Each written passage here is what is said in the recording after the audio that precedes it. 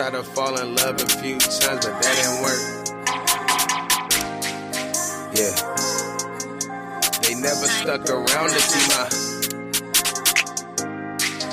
worth. My mama been knew I was special since birth. Yeah. You say you love me, but you know love gets you hurt.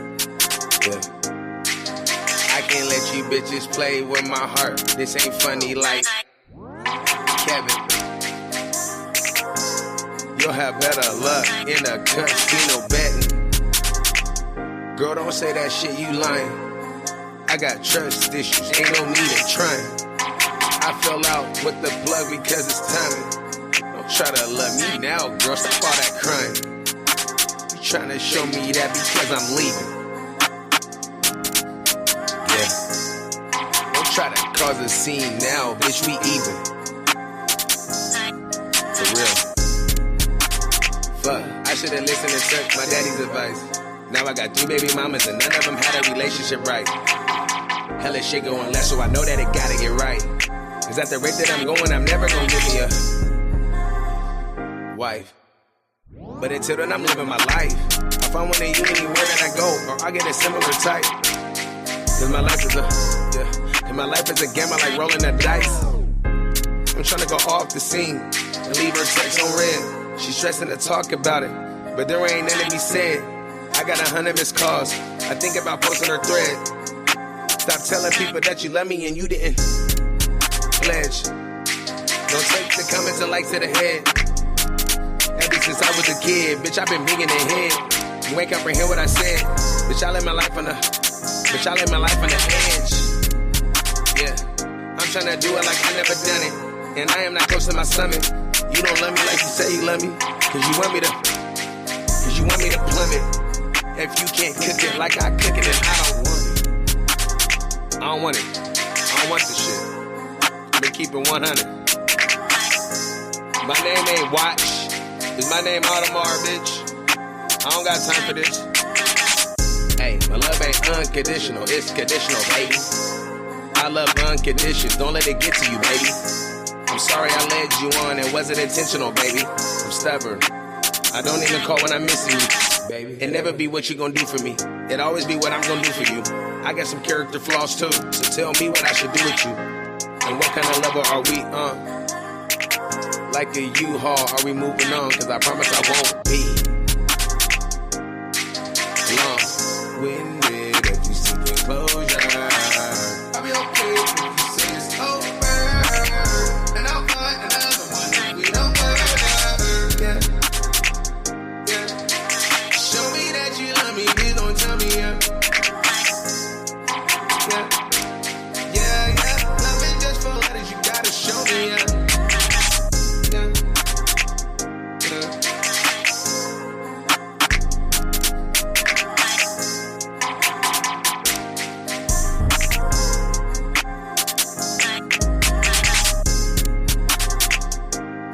Hey.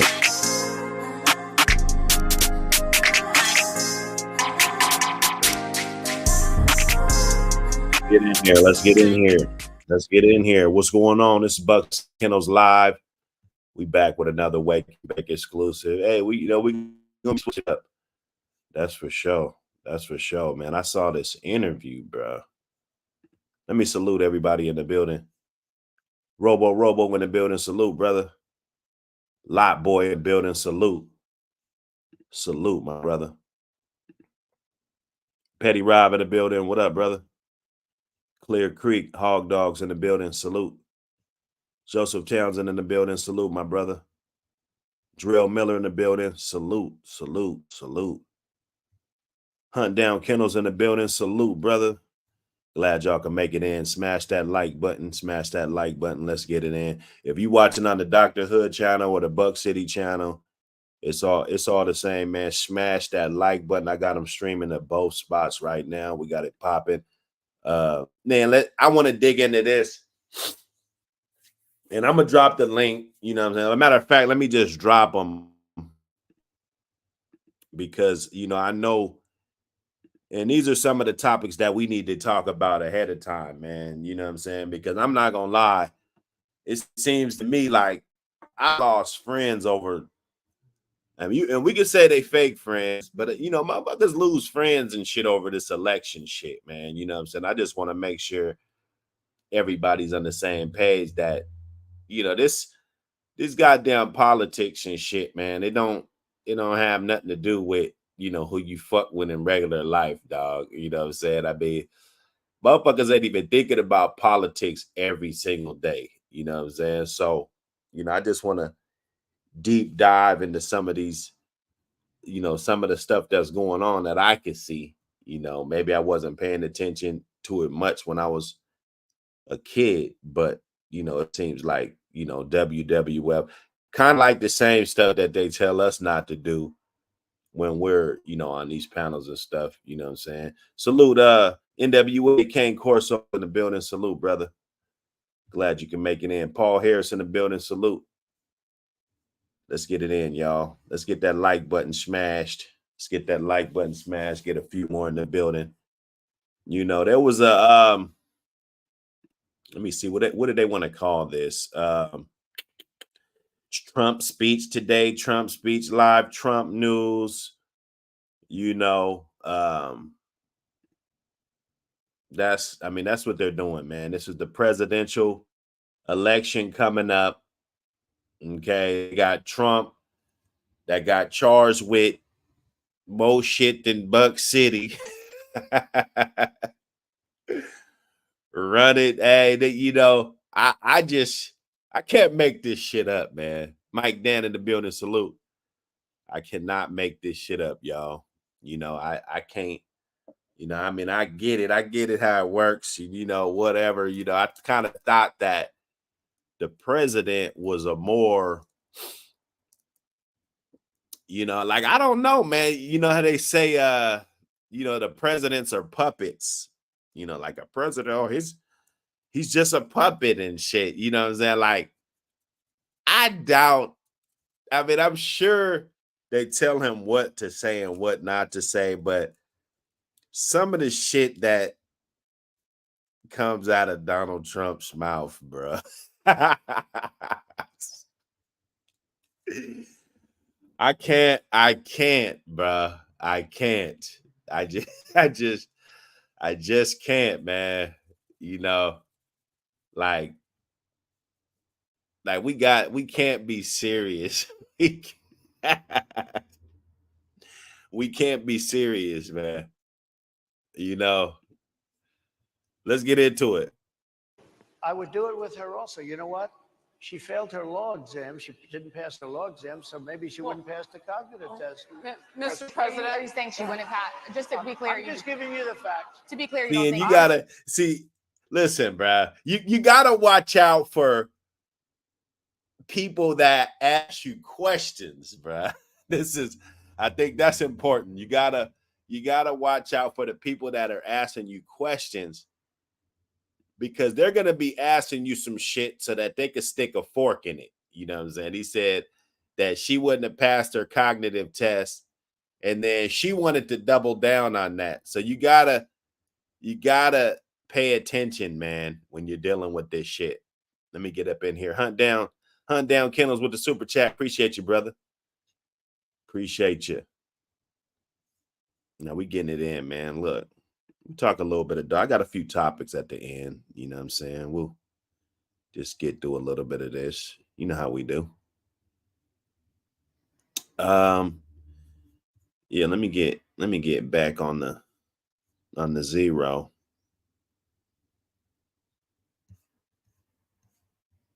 Get back on the zero. You dig? Get back on the zero, because it's this shit's crazy, man. I'm telling you. How do you intend she didn't pass her bar exam, and she didn't think she would pass it, and she didn't think she was going to ever pass it. And I don't know what happened. Maybe she passed it. She did pass it. There's a man over here. Mr. President, I would love to ask you about January 6th. You've called yourself the candidate of law and order. When Time Magazine asked you if you would consider pardoning all the riots, you said, yes, absolutely. Sure. You called them patriots. 140 police officers were assaulted that day. Their injuries included broken bones, at least one officer lost an eye, one had 2 cracked ribs, 2 smashed spinal discs, another had a stroke. Were the people who assaulted those 140 officers, including those I just mentioned, patriots who deserve pardons? Well, let me bring it Hey, back. that's a loaded ass question, man. I mean, if you're running for president, you gotta know that question is loaded, man. You know. And the shit that Trump say, I don't know how he could say that they're patriots. I mean, if he feels like, and I'm not gonna dig into it. I know YouTube, you know, they'll probably bust your ass for digging into this shit too much, but you know, if he feels like the joint was stolen from him, you know, I'm not gonna say too much, but if that's the way he feels, you know, just like when animal control and, you know what I'm saying, the different law enforcement, and, you know, that, you know, I won't speak on much, but if you feel wronged, no matter what people think, you're gonna probably have that same energy, man. So you know, I don't think that they got some type of script going on. Most of the other presidents I noticed in my time, I'm not a politician like that. You know what I'm saying? I'm not like a staunch voter out here, you know, at the polls and stuff. People know my name and shit at the polls and shit. But it just seems a little more less scripted when I see this Donald Trump guy getting up here, you know, talking this, you know. Back to modern day, about 5 days ago, we had an attack on the Capitol, a horrible attack on the Capitol. You saw the people that were protesting and spraying these incredible monuments, bells, lions, all these magnificent limestone and granite with red paint, red spray paint that will never actually come off, especially in the limestone. It will never, I'm a builder, I know about this stuff. It'll never, you'll see it in 100 years from now. They viciously attacked our government. They fought with police. They fought with them much more openly than I saw on January 6th. What's going to happen to those people? What's going to happen to the people in Portland that destroyed that city? But sir, my question is on those. What's going to happen to the people that tried to burn rioters who assaulted officers. Would you pardon What's those going to people? happen? Oh, absolutely, I would. You would in those. If they're innocent, I would pardon them. They've been convicted. And by the way, the Supreme Court just well, they were convicted by a very tough system. They were. How come the people that tried to burn down Minneapolis? How come the people that took over a large percentage of Seattle? Hey, he's making a valid point. You know, they choose to come down on, you know what I'm saying, different people. And I could say it in my case, you know, how come this? How come that? You know, there was a lot of other stuff popping up in the news around the same time. But those cases, like he said, Minneapolis, different spots where, I mean, we can argue society really doesn't really care about too much, you know. I mean, let's be honest. But they're going to focus on this, you know, majorly. How come nothing happened to them? How come the but people sir, we're that, talking about people that were seen beating officers with flagpoles, dragging down the stairs. They're on video. Have you seen that video, sir? Oh, really? Well, you would pardon those. You would pardon those rioters? They shot a young lady in the face who was protesting. They shot her in the face. You know, nobody died that day. You do know that. But people died in Seattle. Nobody died, but people died in Minneapolis. You know, people died in Minneapolis. And nothing happens, and nobody ever talks, and nothing happens to those people. But you went after the J6 people with a vengeance. And I'll tell you what about the cops that were, and I'm all for the police, as you know, but what about the police that are ushering everybody into the Capitol? Go in, go in, go in. What about that? Look, nothing is perfect in life, but you have people from Minneapolis. You have people just from 5 days ago in Washington, D.C. They were having fistfights and fighting with the police. They were spraying and destroying. They were desecrating our monuments in Washington, D.C. 5 days ago, and nothing happened to them. And you can't have two systems of justice. That's why they went after me as a political opponent, because they felt they couldn't win without doing that. And we're going to win our cases and we're going to be vindicated. But I have to spend a lot of time on that and money. That's what they want. After the election, they want. Hello. It's all about that money. You know what I'm saying? They're going to try to break you first. Okay? Which in this case, you know, they can't break Donald Trump unless they really lock him up for something. Me personally, I can't believe he's on the screen, bro. You know, just that shows resilience, rather if you like him or not, because especially as a billionaire, you know, he got plenty of other shit to do, man. I'm gonna tell you that. You know, it's plenty of other shit and kicking back and just kind of living life that somebody can do at that age, especially. You know, most of us, we're not trying to be working hard and shit at 75 years old or however old. You feel me? Back in the days, if you grew up in the 80s, shit, late 80s and stuff, like when you was a kid, you wasn't thinking about living to goddamn 75 years old, man. You know what I'm saying? You saw some people that was probably 60, 62 years old, look so goddamn old. Shit. You know what I'm saying? We wasn't planning for this. Shit, I want to be retired at 50. Definitely 60.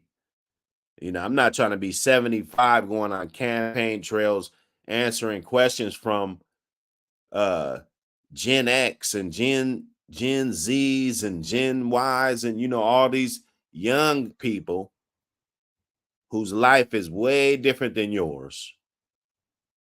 Right? You feel me? So what's driving this man to keep going after all the scrutiny? He's been in the news every day for the last 2 years. They banned him off of Twitter. They banned him, you know, all these sites, social media, all this Stormy Daniels shit. Like, how is he going to? I heard she was a prostitute, allegedly. Okay, you know, I don't know. I'm like I said, I'm not a politician, man. I talk dogs. You know, this is Buck City Kennels, Dr. Hood. You know, I talk dogs. You know, every now and then I talk relationships on the Dr. Hood channel. I'm gonna be cranking that back up. I'm in a lot of good spaces over there. You know what I'm saying? But you know, I don't know. Was she a prostitute, bro? Can somebody help me out? And they're trying to prosecute this guy for some cover up money. Like, why are they dick policing in the White House? I don't know. You know, why is this guy getting prosecuted, getting dragged off? You know, when he could be doing his shit. Or porn star. Okay. Porn star, prostitute. Hey, you know what I'm saying? You know, help me out, brothers. Because I don't know, bro. But how the hell is he getting in trouble for getting some slice?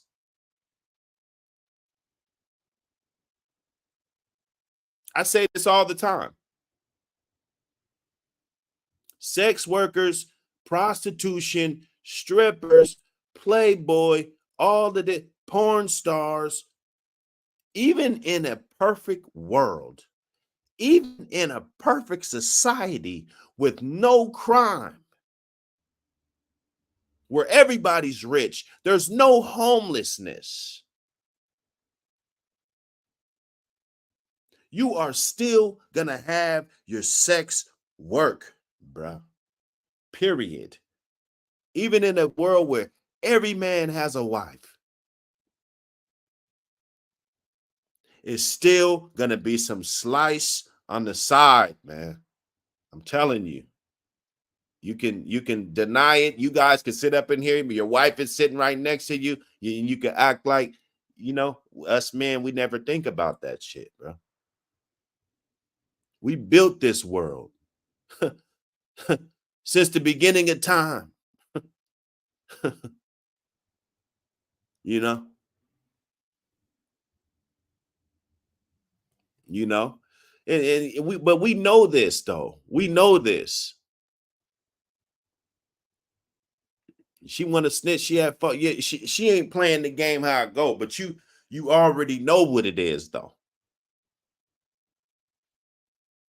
But the question to me is this a legal issue? Is this a legal issue? Why should he have to pay her hundreds of thousands of dollars and all of that? What? Ain't no box that good. I'm sorry. Ain't no box that good, brother. Let's get back into this. Although in my case, I think they probably will because the hatred is pretty deep. But I'll tell you, they went after me as a political opponent. That's never happened in our country before. Such a terrible, terrible precedent. What do you do on day one if you win? What's your first thing? What do? I close the border, and I do two things because I can do a lot of things simultaneously. I close the border. We don't want people coming. We want people to come in, Harris, but they have to be vetted. They have to be in legally. We want Legal, people. I want people to come into our country, but they have He's to. on this border, and I can't really get into that, man. I know a lot of people that came through that border. You know what I'm saying? I'm on the West Coast, so I mean I see it a lot. People come through that border, good people, that built the family, got kids out here doing shit, flourishing in society, building shit up. I like the Mexican community, man. Let me be on record saying that. Now, I understand what he's saying about the legality of it, right? And there's other legal shit. Like if that's the bigger issue, then why don't we talk about reparations for blacks? If we're going to spend so much time worried about the fucking border and all this other shit that we worried about, Gaza and all this other shit, what's up with our reparations, bruh? And we could argue that. We could have those arguments. Like I said, I don't just talk dogs. I'm not a one-trick pony. You feel me?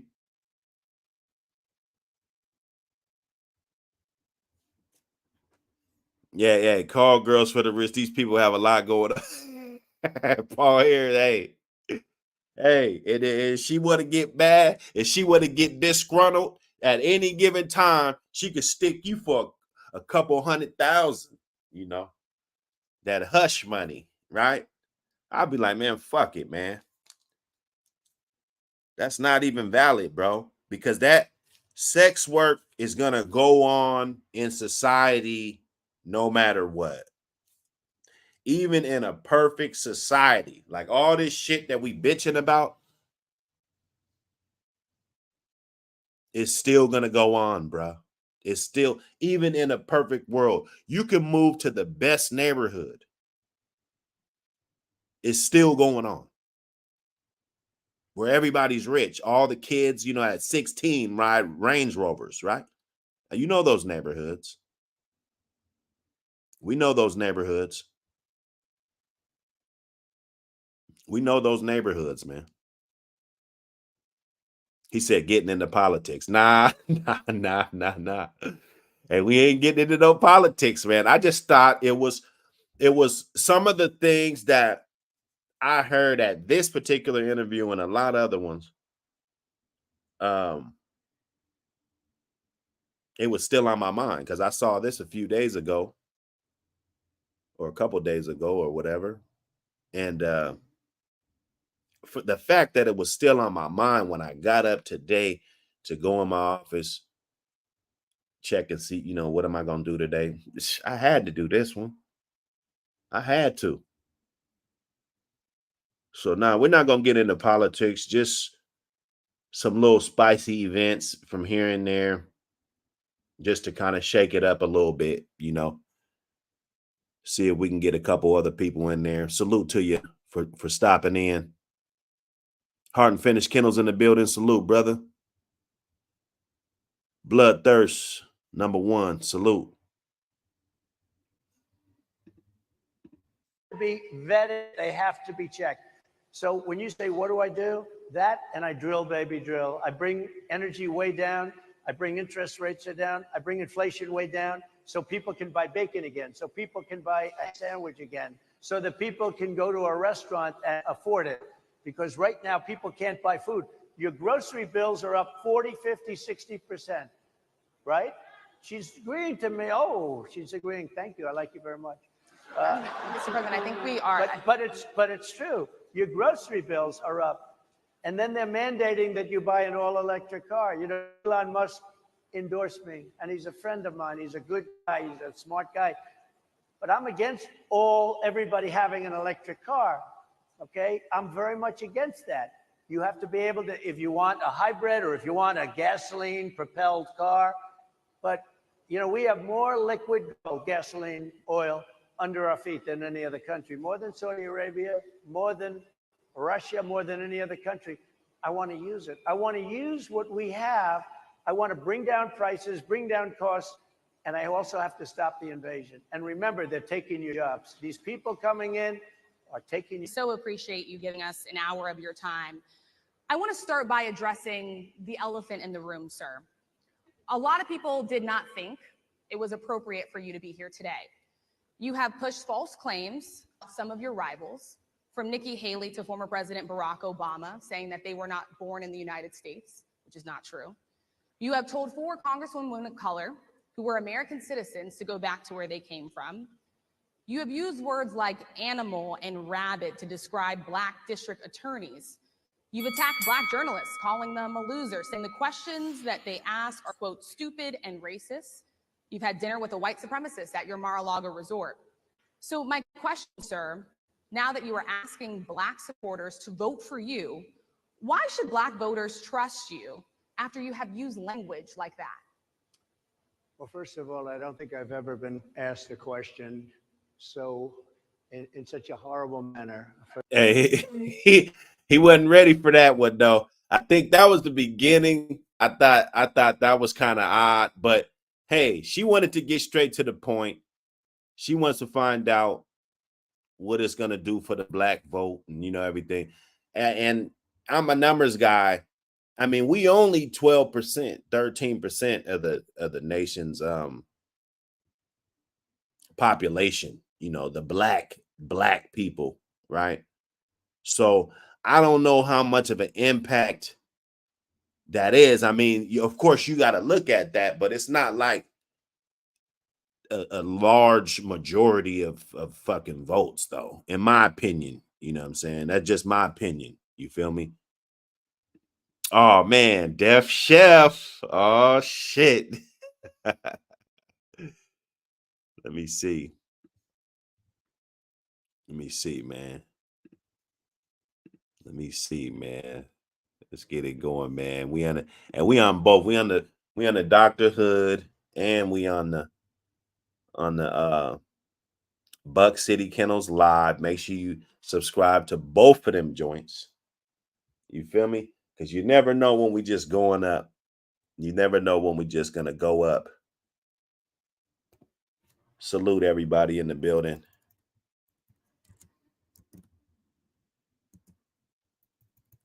I got that link right there. If anybody, want to put their 2 cents in about the whole political scheme and what's going on with it.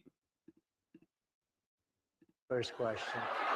You don't even say hello. How are you with ABC? Because I think they're a fake news network, a terrible network. And then I gotta look at it as we look at freedom of speech, because I be kind of worried about not saying too much on this platform, because there's a lot of things that I want to expose, and a lot of people say they're important people like in my area that I want to expose, rather if it's judges, lawyers, different shit. And watching the way he moves around, like he's talking about the Fox News Network or the ABC is a fake news network, and all of this stuff. The fact that he could get away with saying shit like that. I mean, I know he's rich as fuck, but I mean, let's be honest. He's not. It's freedom of speech, you know. But whose freedom of speech is it? Because we talk on these dog forums all the time, and we can't talk freely. We can't say whatever the fuck we want to say without some type of repercussions or them trying to use shit against us. It's kind of same thing in the rap when they're using the rap lyrics to, you know, as evidence in people's trials and shit. You know, it's the same fucking thing that they're doing with these dogs and talking on these platforms and social media. It's disgraceful that I came here in good spirit. I love the black population of this country. I've done so much for the black population of this country, including employment, including opportunity zones with Senator Tim Scott of South Carolina, which is one of the greatest programs ever for black workers and black entrepreneurs. I've done so much, and you know, and I say this, historically black colleges and universities were out of money. They were stone cold broke, and I saved them and I gave them long-term financing. Nobody else was doing it. I think it's a very rude introduction. I don't know exactly why you would do something like that. And let me go a step further. I was invited here and I was told my opponent, whether it was Biden or Kamala, I was told my opponent was going to be here. It turned out my opponent isn't here. You invited me under false pretense. And then you said, you can't do it with Zoom. Well, you know, where's Zoom? She's going to do it with Zoom and she's not coming. And then you were half an hour So late. I mean, I don't know if that's, I mean, I don't know. Did they invite him there on false pretense saying that the opponent was going to be there? See, it sounds to me like he's pulling up for the smoke. I heard some people talking about it on another forum that he was ducking her, you know, when it comes to the debate, you know, the face-to-face debate, so they could talk about some of the issues. You know, that's kind of what I want to get into.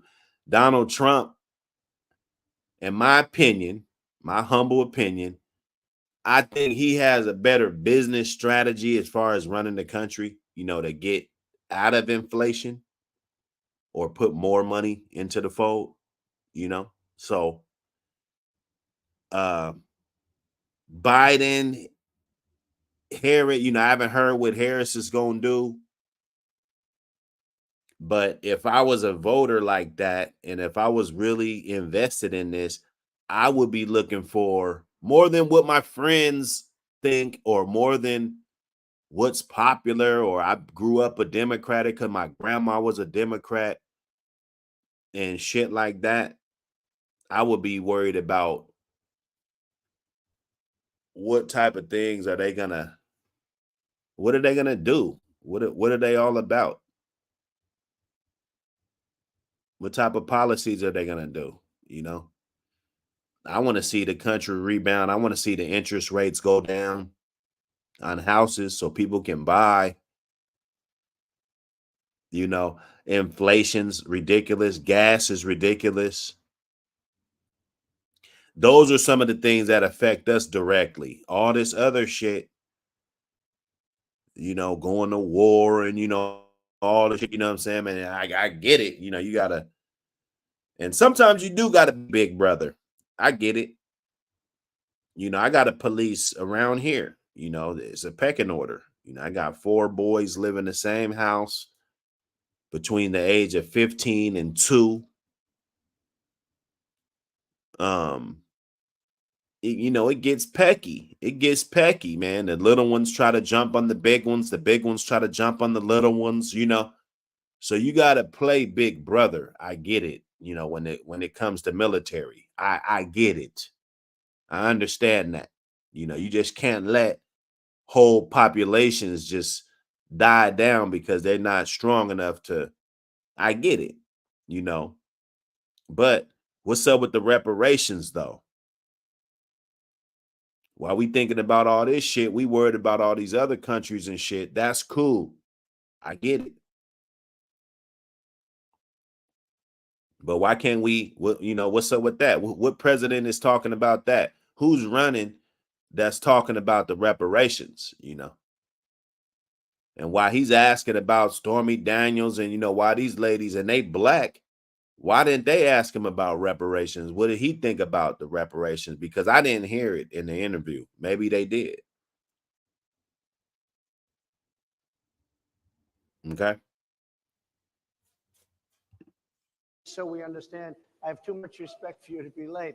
They couldn't get their equipment working or something Mr. was President, wrong. I would love think you it's can a answer very this question nasty on your question. rhetoric and Wow. why you I have believe that answered the Bush will question. trust you with another I 4 have been years. the best president for the black population since Abraham Lincoln. Better than President That's Johnson, my who signed the answer. Voting Rights And Act. for you to start off a question and answer period, especially when you're 35 minutes late, because you couldn't, we're talking about Voting Rights Act. He said he's the best president since Abe Lincoln. All of this. We could talk about emancipation. We could talk about the definition of that and what it meant, the Reconstruction era, sorry.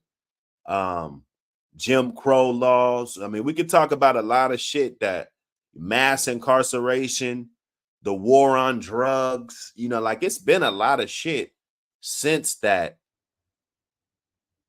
it had a negative effect on the black community, since I'm black, I could speak on that. You know what I'm saying?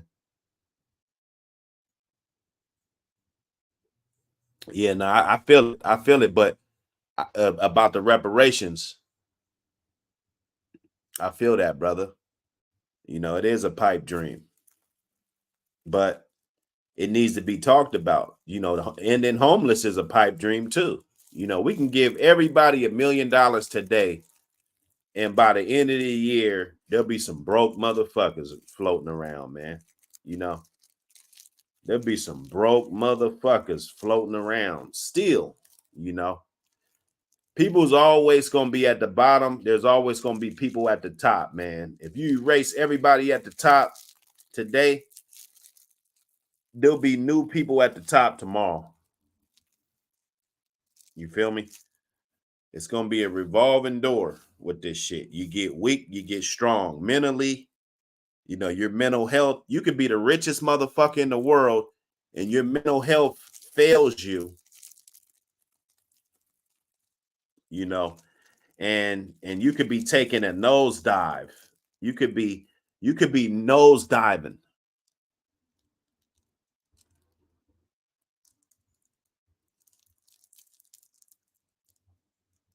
He said Lincoln didn't like blacks either. He just needed the extra support.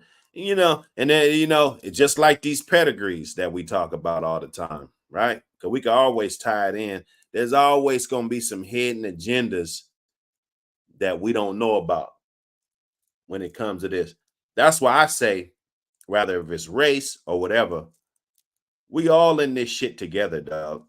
You know what I'm saying? If you're a white person, you should want blacks to get reparations just as much as blacks should want the shit. You know what I'm saying? Because it's old. Everybody else has been paid.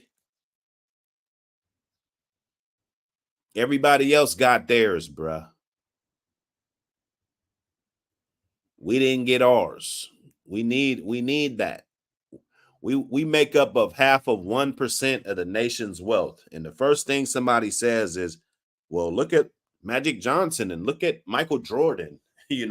Look at Jay-Z and Beyonce. Like, do you know how small percentage those people are compared to everybody in everyday life? That's not even real. Somebody in this chat being the next LeBron, and no offense to nobody, but that's slimmer than reparations. That's more of a pipe dream than fucking reparations, bruh.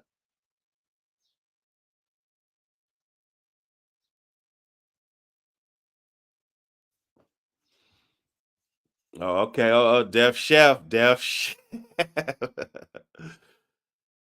He said white people collectively would never advocate for black people to get there repaired. We have no friends, although anyone claim to support black folks. Hey, man, for sure. That's real. You know, but by law, you know, if you look at it, and I didn't want to turn this into that. It's just that he's on a panel with 3 black women, and this topic never came up. I just wanted, like, if you want the vote, you want the vote, don't you? Wouldn't that be a good strategy to at least entertain the shit? Just saying. In such a hostile manner, Grace. Let me just ask a follow-up, sir, and then we'll move on to other questions here. Some of your own supporters, including Republicans on Capitol Hill, have labeled Vice President Kamala Harris, who was the first Black and Asian American woman to serve as vice president and be on a major party ticket, as a DEI hire. Is that acceptable language to you? And will you tell those Republicans and those supporters to stop it? How do you define DEI? Go ahead. How do you define diversity, equity, inclusion? Okay, yeah, go ahead. Is that what your definition? That is give me a literally definition then. Would you give me a definition DEI. of that? Give me a definition. Sir, I'm asking you a question, No, a you very have to direct define question. it. Define it for me, if you I would. just defined it, sir. Do you believe that Vice President Kamala Harris is only on the ticket because she is a Black woman? Well, I can say, no, I think it's maybe a little bit different. So I've known her a long time indirectly, not directly very much. And he couldn't wait for that. Hey, Donald Trump, man, he's real calculative, man. He couldn't wait for this. He could not wait for this question. She was always of Indian heritage, and she was only promoting Indian heritage. I didn't know she was Black until a number of years ago when she happened to turn Black, and now she wants to be known as Black. So I don't know, is she Indian or is she Black? She has always But you know identified what? as a Black woman. She went to a historically Black college. I respect one, but she obviously doesn't, because she was Indian all the way, and then all of a sudden she made a turn, and she became a Black person. Just to be clear, sir, do And you I believe think, that I think she is somebody should look into that too when you ask continue in a very hostile, nasty tone. It's a direct question, sir. Do you believe that Vice President Kamala Harris is a DEI hire, as some I Republicans really have don't said? know. I mean, I really don't know. Could be. There are some, and there are plenty. I know this lady right over there, Harris, is a fantastic person who just interviewed me, and we had a great interview, I think, and I heard you got very good ratings on that. Well, you interview. told me it was the longest one of your life, so we had a good discussion. Look, I want to talk about why you're here today. I mean, it is not lost on us how divided we are as a country. And as you were... Yeah, I don't know. I ain't been really following Kamala or whatever. You know, if she's Indian, you know, Trump, you know, I'm pretty sure somebody's going to dig some shit up. And, you know, hey, listen. This is a touchy subject, bro, you know, but you can't just run the black car when it's convenient. I'm going to just say that. You can't. So if that's what she's doing, that's not the thing, you know, but if she's Black or if she, you know what I'm saying? I mean, it's a little different. Fundamentally Black,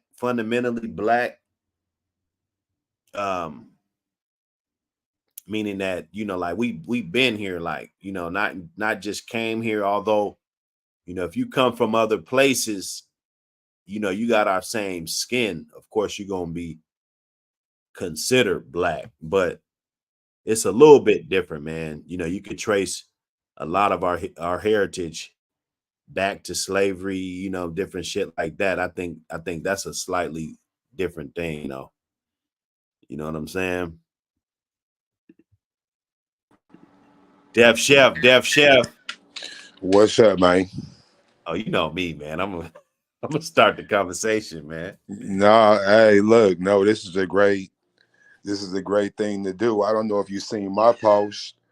I made a post asking niggas, have they read Project 2025 or Agenda 47, man, bro, you should have seen the comment section, bro.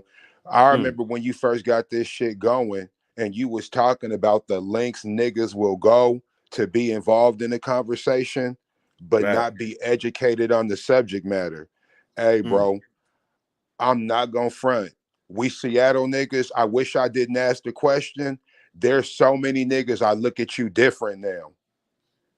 Right? Like, honestly, moving forward, I don't respect what you say because you the type of niggas, you done slid on niggas, you done sold all the dope, all type of shit you really shouldn't be proud to admit. But when I ask niggas, have you read it for yourself? Bro, the tap dancing shoes came out. Niggas couldn't just say no. They couldn't just say that. Right? The whole point of this is that it's amazing the contradictions I see in this. Right? Niggas will listen to an interview or an article and then say, this is the most important thing in our lifetime. It's going to affect our grandchildren. I don't got grandchildren. I want them so badly. Right? Anybody telling me this could affect the future of your grandchildren, I'm reading that shit, my nigga. I'm reading it. Not us. I'm talking about niggas from our chip. I don't know what they doing in Tulsa, Oklahoma. I don't know what them Brooklyn niggas is doing. I know Seattle niggas, bro, they're in the middle of the conversation and ain't read a motherfucking thing. Because if they have, I mean the writing on the wall, I mean the writing on the paper, right? The writing in the sky. It's amazing, right? Let's get into this. Let's talk about law. I'd be drinking and driving, bro. Smoking and driving, jaywalking. Nigga be breaking all type of laws. As soon as they make a law where you gonna have to actually work, we cry. Instead of just being like, nigga, I'ma get it done. Right? If they made a law right now saying black people, black men can't network, the first thing I'm doing, I'm getting you on the phone to network. Take me to jail, motherfucker. Do what you gonna do. But what you're not gonna do is make me stagnant by law. No. Well, what's the motherfucking consequence? See, consequence of drinking and driving could be death. You could, get a DUI. We already know what the streets bring. Everything we do in the streets was illegal. But nobody was worried about that. Fast forward to the political shit. Now niggas is talking to me about law. Predicate felon niggas though. Niggas who done went through the whole chambers of this shit. Juvenile to the penitentiary. Now you talking to me about laws. Well, my thing is that if you're so concerned about law, I don't understand why you don't obey laws already. It's like street niggas say, don't just bang on them, bang on whoever. I feel the same way. If you a lawbreaker, nigga, don't just break the convenient law. See, it's convenient to sell pussy. It's convenient to drive and smoke. It's convenient to scam. You know what's not convenient? If they dismantle the education system, now you got to teach them how to read. You got to teach them literacy. You got to teach them math. You got to teach them core. You got to teach them STEM. It's a lot of work. And it's like you said before, we've agreed. Niggas don't want to work, bro. Once it comes time, we going to have to do some work. That's when we get political. And that's when we don't want to do no work. I'm tired of this shit. I'm tired of seeing niggas who'll gun a nigga down and then complain about any type of law. You're not worried about laws. You're a shooter. Get your ass to work and figure it out. The same way you figuring this other shit out. That's all I want. I just want us to be what we claim to be. Oh, can't nobody stop me. Nothing can hold me back. Hey, if nothing can hold you back, there shouldn't be nothing to hold you back. Don't pick and choose what can hold you back. So that's just where I'm at with it. Niggas don't want to do no work. And they, racism. Hey, racism is what got you killing niggas who look like you. Racism is what got you disrespecting women that look like your mother. That's what racism got you doing. But you ain't trying to dismantle that. Niggas is 50 years old, still trying to be the toughest nigga in the streets, bro. If you got time to do that, man, you definitely got time to spend some time with your kid and teach him their ABCs. You do it. You figure it out. I could talk about all type of shit. Remember them motherfuckers at Burger King? Dude got his homies on, and his mom was the manager, and they went viral for it. Right. When they got fired for clout chasing, and I said, this is the wrong way to do it. Your clout chasing is going to backfire on you. You know what black people said? This is a bad look for Burger King. Well, how about this? If we had businesses to employ our own, we wouldn't need to whine in the press about what's going on with them. How come there's not a black business owner with something put together where they could have just hired all 5 of them? Right? Well, there's a will, there's a way. Yeah, but we don't got the will for the way. Right. We always looking for an excuse to not put the work in. If niggas won't read, niggas ain't gonna tell me that they're gonna really fight to dismantle the system.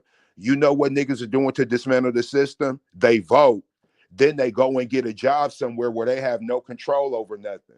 Niggas ain't trying to build businesses. I know that there's some are, but most of the ones who's trying, it's not because they're trying to combat the system. They entrepreneurs. They gonna do this regardless.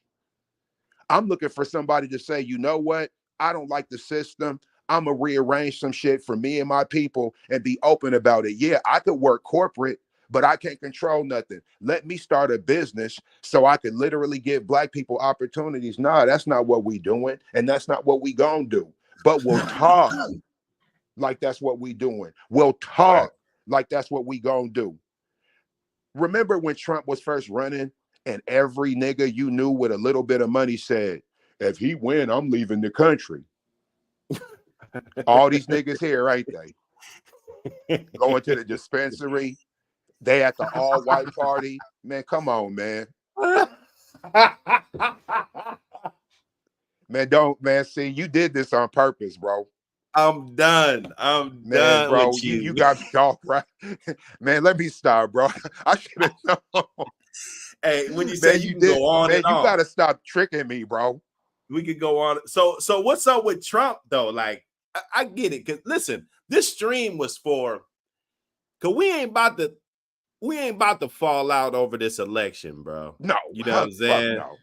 Like, I'm not about to stop talking to you over whatever happens. I've known you my whole. Hey, bro, I've known you, man, bro. Niggas done had to make decisions on actual critical shit. Man, please, if I could watch that war that happened with you niggas and be cool, man, come on, man. This is light work. This is a button. Because in real life, if you say, hey, let's work, you know I'm coming. You know I'm gonna show up with a hard hat and what we using, pickaxes, hammers, I don't know. What we doing, drywall? I'm there. Ain't gonna be no excuses. But a lot of cats ain't like us, bro. Oh man, that's crazy. They're not like us. Oh my goodness. A lot of cats ain't like us, bro. So what's up with that? They not like us shit, bro. What's up with that? Man. What's up with that? Unpack that. Because I ain't talked to you in a minute. What's up with that? I think it became something. Honestly, if Kendrick intended this to happen, he gotta be one of the smartest men in the world. If he knew this was gonna be the result, all I could do is say, touche, bro. But I don't see how he knew it was gonna go here. If you ask me, it's typical. In my opinion, it was some typical MC shit. I'm battling you, you battling me. And from there, it took on an absolute life of its own. I mean, besides just rapping and getting it popping, this might be like the best decision. This might be the best career decision he's ever made. How much money do you think he has personally made? Not how much is generated. We know this song done generated billions. This is insane. Right. But how much did the song cost to make? And how much have you made? I'm just wondering. I don't really want to know because I'm not a pocket watching ass nigga. But this is mind blowing to see a diss song. This shit's like the anthem. At this point, I don't even think it's about Drake no more, bro. Yeah, but he was dropping some jewels in that song. But, Definitely. But what does this mean, though? Does this mean that I'm not gonna shoot a Crip because I'm a blood? Or is this shit like what does this mean, though? No, it definitely, because all that dancing up on that stage and shit and all this in the hood shit and right, barbecue grill, sawed off, welded together barbecue grills and shit. You know what I'm saying? The mega grill, the I'm ultra just saying, grill.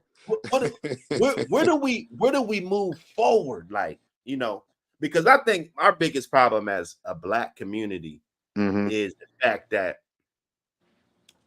let's say, because we always complain about who owns the corner stores and who, with the exposure, and you know what I'm saying, they got the porn section right there, and you know what I'm saying, like, absolutely, it's not for their people. Oh, their people could go get that shit somewhere else, right? Yes. But they got that shit right there. You got to go buy it. It says a sign because it's technically they just need a sign that says 18 and up or 21 and up, but I don't know what age it is, right? But how is that okay? But we complain about that, but we can't even feel safe opening up right there, right? Because somebody gonna come in there with the AR, or somebody gonna wet it up, or somebody, the op is shopping there, so they gonna wet it up. Like, when do we get past that? And is this the turning point, or what was all that they're not like us shit about? Because what the fuck is Drake not like us? That's my thing. But he dropped jewels in the song. Absolutely. A lot of rappers do. One thing I'm gonna say, the average rapper is probably a little bit smarter than we think, because when you specialize in wordplay, it's kind of hard to be stupid doing that. I don't know what your academic, I don't know what your transcripts look like, and but me, just because you go to school don't necessarily make you smart. But if you a creative motherfucker, right? Because the tradition in rap, hip hop, whatever, is being original, sound like you, don't copy a nigga. Hey man, creating for some is probably easy, but being creative just ain't an easy thing. So I've always looked at like poets and rappers, even producers. I don't mean remix producers. I'm talking about people, niggas like y'all, Rush Camp, who make their own shit. Man, that's a form of genius. So if you're able to do that, learn this equipment, learn these standards, learn these measures, you the type of person I could have a conversation with. You make music, right? One thing about me, if you make music, you don't get to act dumb with me, because music ain't for dumb people. Not to make it. Right. If you making music, you're not dumb. Don't play with me, nigga. You gonna talk to me like you got some sense, because when you get up in that studio and that motherfucker want 150 an hour, yo, you speak with clarity. You make sure you're understood. You know how to put the work in to get done. Nigga, don't be taking forever to make something happen. Then these same niggas will get in real life and act like they can't treat life like the studio. That'd be crazy to me. Yeah. Now, a lot of times they just need somebody to break it down into its simplest form, though. You know what I'm saying? Yeah. I don't give up on motherfuckers, because sometimes there be shit that I could be doing right now. Got you. That I could just easily tap into, and a motherfucker don't do it. you know. Got you. Because you preoccupied or whatever. Everybody ain't meant to do everything, you know. My mom Facts. told me that. She was like, that I was kind of frustrated with a lot of people around me. You know, I was just, you know, me and my mom, me and my mom could have a podcast. She'll call me. She calls me. Your mom, I done seen your mom, man, read a nigga they rights before. I just be like, oh man, I'm gonna go this way. I don't even know what's going on right here, but maybe I don't want to be next. I'm going over here. Man. So I mean, you know, it breaks down, man. Let me see. Yeah, I mean, they're not like us. I guess it's whatever you want it to be, right? If it's a unity cry for anything that's gonna bring us together, I'm for it, even if I don't necessarily look at it that way, right? Like I remember the gang treaty, the peace treaty back in the day. I was trying to explain to niggas, nah, that's literally certain gangs. Like there's certain gangs who really got each other greenlit, who's saying we're gonna knock this out. You know, we're gonna not do this. But that don't mean, like, let's say you live in Pomona, right? The peace treaties in South Central. Hey, in Pomona, we didn't agree to that shit. You know, we didn't agree to that in Compton or Whittier or something. You know, all the little spots. So it's like, but if that could make the people wherever get along, okay, that's the thing they need to get along. Maybe somewhere else they need something else to get along. Yeah, but all right, so let's say we on this YouTube shit, me and you.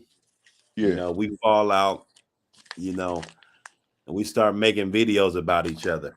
Talking crazy. And yeah, we're going in for months, you know, but you know, 1 month, somebody that we mutual friends got together and we got on the phone and we squashed it, right? Mm-hmm. And then, you know, a month go by and shit with everybody cool, and then we get back at it again, right? Yep. Right. Yep. So what the fuck are we promoting? And is this it? That was the kind of the spin what I was trying to put on it. Like, is this it? Is this what's the purpose? Are we glorifying gang culture? Are we like what are we doing? What are we doing? You know, shit. Hey, I say like this. the song. I like the song. You know, it's hot. You know, I was saying it when I didn't even know what he was saying. I just had a little, you know, what you think the lyrics are in my head. Right. You know? And but what is this? Because is it another truce? Because around the world, and I'm not from California. So you know how they say California politics or LA politics, or you know, so we can't get into all that. But what it looks like around the world is that truces really ain't shit. Well, the whole what we can't get into, I'm gonna say this like I done told any of my family from them LA streets. You should have kept that shit in LA. Nigga, don't bring nothing to my doorstep. And then when I got an opinion on it, tell me, well, you ain't from. Well, nigga, why you bring it here? Because Seattle niggas didn't bring it here. LA niggas brought that shit here. So you got we got all that shit here. Neighborhood niggas, Hoovers, all that, Bloods. But then when the niggas, you know, whatever, MS-13, Southsiders, them shits is here. But then when we have an opinion, you're right. You ain't involved in LA politics, nigga, you can't hear selling all that dope. Shoot, niggas. Why the fuck ain't we? Right, you niggas was coming here taking over this shit here. You niggas was taking over apartment buildings, renting every, well, maybe not every single apartment, but any apartment that was open. Your whole hood came down here renting the spots. You getting little niggas, having them claiming the hood, taking them back to LA to put them on, and then re-releasing them this year. Yeah, nigga, we can speak on whatever. You involved us. My grandfather always told me, you can't involve somebody in your business and tell them mind their business, bro. That's crazy. And black people love to do that. We get on the internet, right? I'm trying to say some subliminal shit about you. Then somebody chime in and I tell them, oh man, you know, niggas need to mind their business. Well, nigga, what you put it on the internet for? What you make a post about it for? You didn't make a post because you wanted me to comment? Oh, you Hey, just wanted me my to boy know. Issei, man. I gotta stop the show, man. My boy Issei, man. What up, brother? What up, man? What is up with you, brother? Man, good to see you, man. I Oh, got your that's message. Issei. Yeah, that's Issei. Oh shit. Come on, man. Man, bro, you bringing him out. What the fuck? He Issei's commented on one of my Issei's joints. like the ghost, bro. He's a Hey, dude. I told him too, man. I'm so glad me and you ain't never had a problem. I done literally been somewhere and I look and Issei's just standing next to me chilling. I'd be like, bro, what's up? Oh man, I've been hey shit. Hey, hey, I'm glad we've been day ones. this nigga, After we spar one day.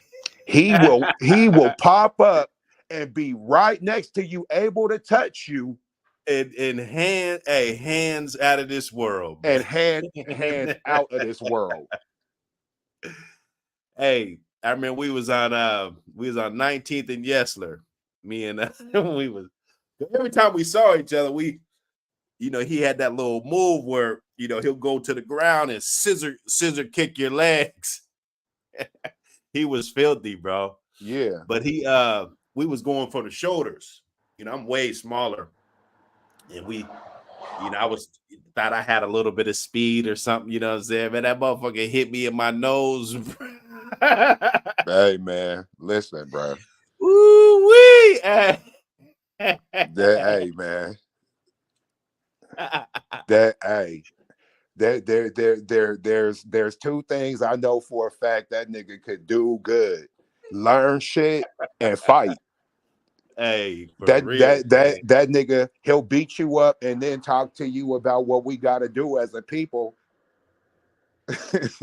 You know, yeah, man, we was fighting, man, because we mad, man. You know, and you know, if this is what we got to do to jet, and you know what, the nigga would be right, man. Sometimes to figure out how to be at peace with each other, we got to get on some bullshit with each other, but we just can't keep doing it. Let the one time be that. Okay, now we got a story to tell about the one time, but man, bro, we need to be united. I gotta give him that. That nigga was always like that, bro. Yeah, nah, he was cool though. I've never heard him say a bad word about nobody, Hey, nothing, bro. Yusef Brown too, man. I posted his you know, just because we don't know who's all here and who's not half the time, you know. Right. And I'm guilty of what? Just trying to raise my family, like, you know what I'm saying? Like, we got enough shit, you know, we need to find that financial freedom so we could actually come back and, you know what I'm saying, and double back, you know. Shit gets so complicated, you know, being a parent, trying to keep up with bills and, you know, all this.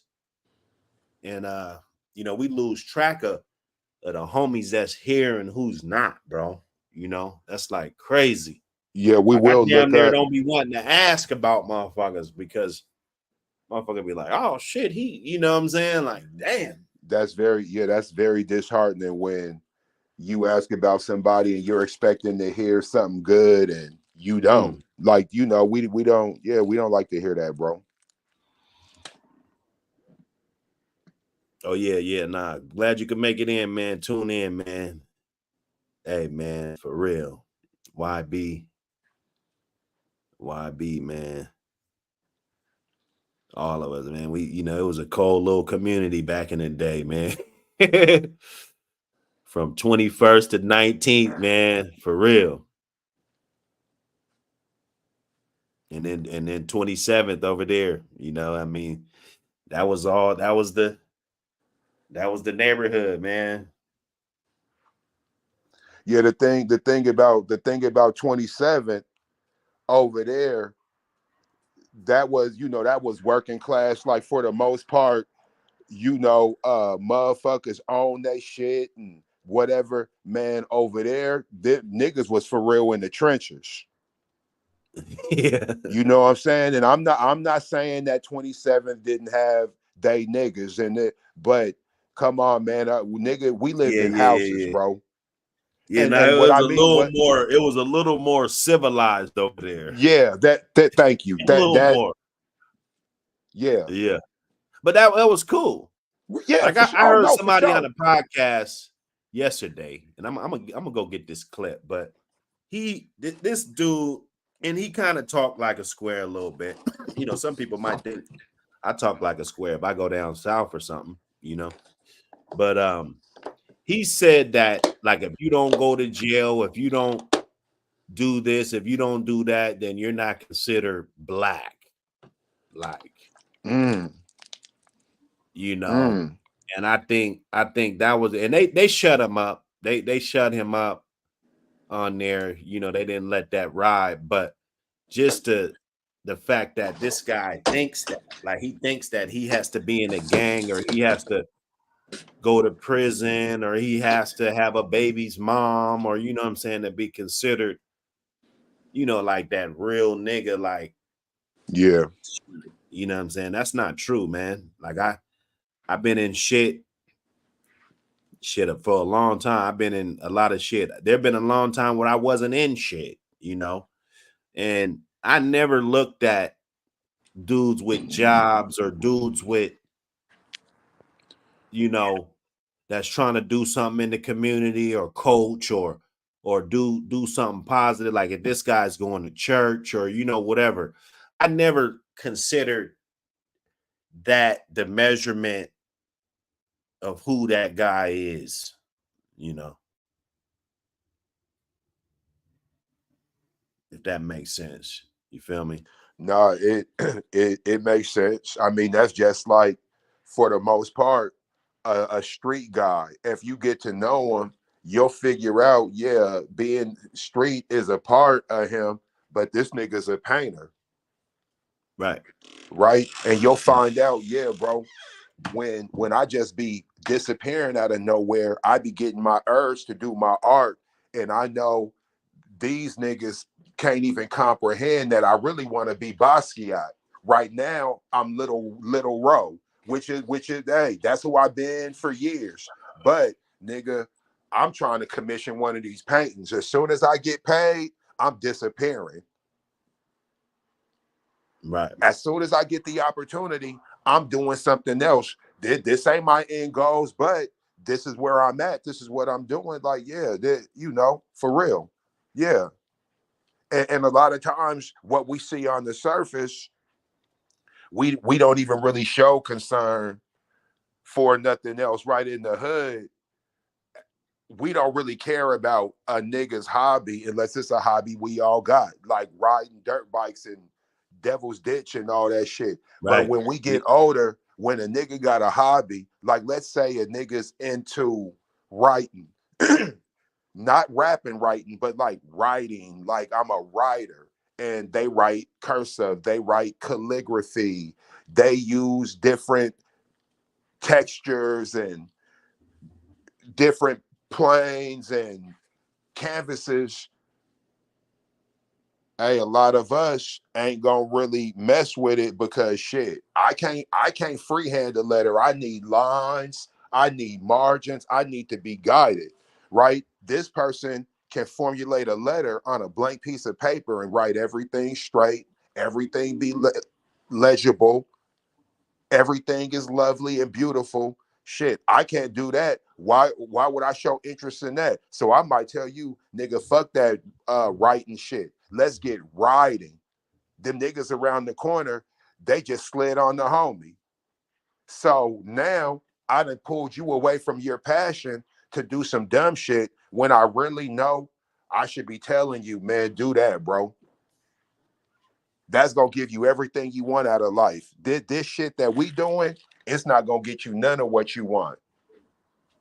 But misery loves company, though. Misery loves company. So, like, you know, misery, you know, and you know that's something, bro, because you would think if you're miserable, you would be like, man, bro, Man, bro, I'm miserable doing this shit. And I don't even got no talent like that. I know you are, nigga. You should leave this shit alone. And I know I should too. But then he ain't gonna be there with you, you know. But then you ain't gonna be here. Man, That's how you know you're not supposed to be around them environments. Any environment where a motherfucker's not gonna want to tell you that, you should already know it's a trap. You know, you go to this block and they tell you, hey man, come on, you know, or you go to this block and they tell you, man, get your ass out of here, and don't let your mom tell me you've been out here or you've been acting up, you know. Mm-hmm. Especially if you know the dad ain't in the home or something, you know, like there was some big homies that actually looked out for motherfuckers, you know.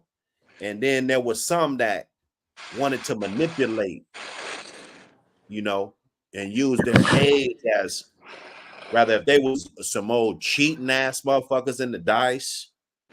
You know, it's always some older motherfucker that Oh man, we supposed to respect and shit, trying to cheat and shit, bro. hey, look, that nigga Boo just had a barbecue.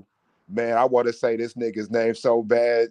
Hey, I seen this one nigga who we grew up with, who, man, nigga used to be notorious for cheating on the dice. Every time I see this nigga, that's all I could think of is how your whole childhood, you just used to cheat on the dice, bro. Yeah. To this day. Because that's all I really knew you for.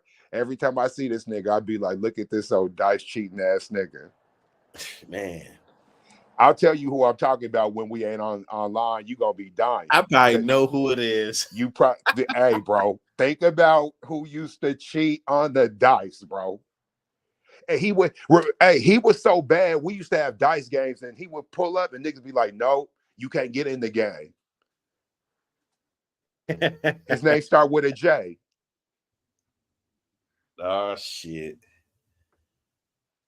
Yeah, don't even tell me. Yeah, man. When I tell you though, sir. you're gonna be rolling, you're gonna be like, yes, man. I done seen you be like, bro, what are you doing? Man. we had that cheating shit. That's man. I remember this. It was one of them days where just everybody was out and we had a game going. This nigga got in the game and I seen your attitude kind of shift a little bit. I said, Flames don't want him in the game. Because it's not serious anymore. You know what I'm saying?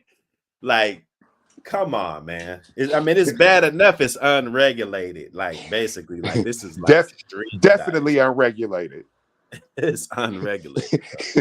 we got all these different services and shit. We gotta watch out for dice flying and shit, you know.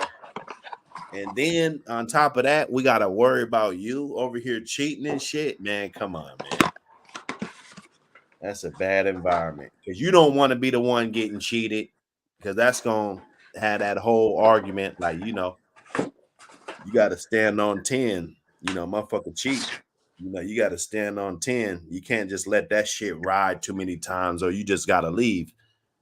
So, in which that's my move. I just leave. Like, all right, you motherfuckers cheating, bro. Because it ain't worth going to another extent over $20 or, you know. Listen, that's what happened. I remember it wasn't you didn't have the dice, but somebody else had the dice. And they hit the point, and he was like, I caught those. And you just threw your hands up, and you just picked up your shit, like you left you can't, nah, nigga, I'm done. I'm done. You niggas let this nigga cheat, and you went over there, and I was rolling. You just went over there, just got with somebody, started blowing. I said, oh yeah, this nigga that made Flames mad. He ain't fucking with none of us. Well, no, it's just when you take the fun out of it, you know, take the fun out of it. Even today, if I shot some dice, I'd probably get in there. I was shooting when I was locked up. We made some dice. I was cracking motherfuckers, honey buns, shit. You know what I'm saying? So I mean, I get it. You know, I get in that mode and really try to get in strike mode. But you know, I mean, it takes the fun out of it, man, when somebody's cheating. You know? Yeah, you right. You Like want you to- said, this shit's already unregulated. This is we're already completely rogue in this shit. At least let's move decently so we could keep the fun in it. Because that's what we doing it for, really. Dice ain't the thing to shoot if you need some money. Dice is the thing to do. You know, we here. Yeah. My boy E say, hey, thanks for the cash app, brother. The 2-1 for the district community, man. Hey, for real. That's a real one. That's a real one, man. We got to get together, man. I talked to I was chatting with Dana online, and I might have to throw something, man. You know what I'm saying? I mean, you know, like a cool little joint. I mean, you know, I got a nice little piece of property, man. We could have a good little, you know what I'm saying? We should probably hook something up within the next couple of weeks. I'm Small with it. little I'll get slide. together. I ain't really with the big shit, bro. But if it's just like 8 of us, 10 of us, you know what I'm saying? My shit is perfect for that. I mean, we can have 50, but I just don't like crazy shit, man. But I know it could be some cool individuals. We could just get together, throw something on the grill, kick it, you know what I'm saying? While it's still warm outside. You dig? Yeah, I throw some tables up. You know, I got picnic tables and shit. We'll move some tables and shit. You know, I got the back side of the yard just in case motherfuckers bring the kids. We could let the kids stay up in the front side. You know what I'm saying? And we can go in the back side and do, you know what I'm saying? And get it in. We should do that though, man. That'd be cool as fuck. I probably live stream from that shit. I'll definitely come through, nigga.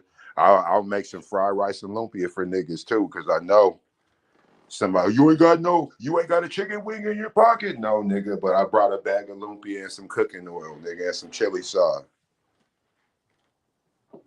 How many you Yeah, want? hey, I'll fry family them up for gatherings only, man. Hey, look, he said family gatherings only. That's how you gotta be. Okay, so what do you think about? Because you know how we was, our parents. Because it's different eras. I mean, yeah, we had shootings and shit in our day, but what do we do about our kids being in the hood, being in? Is it a no go? Is the hood considered heavy machinery? Utilized with caution or with adult supervision? Is it one of those things again, right? Is this what we're doing? Or do we let our kids just kind of grow up and live their life? You feel me?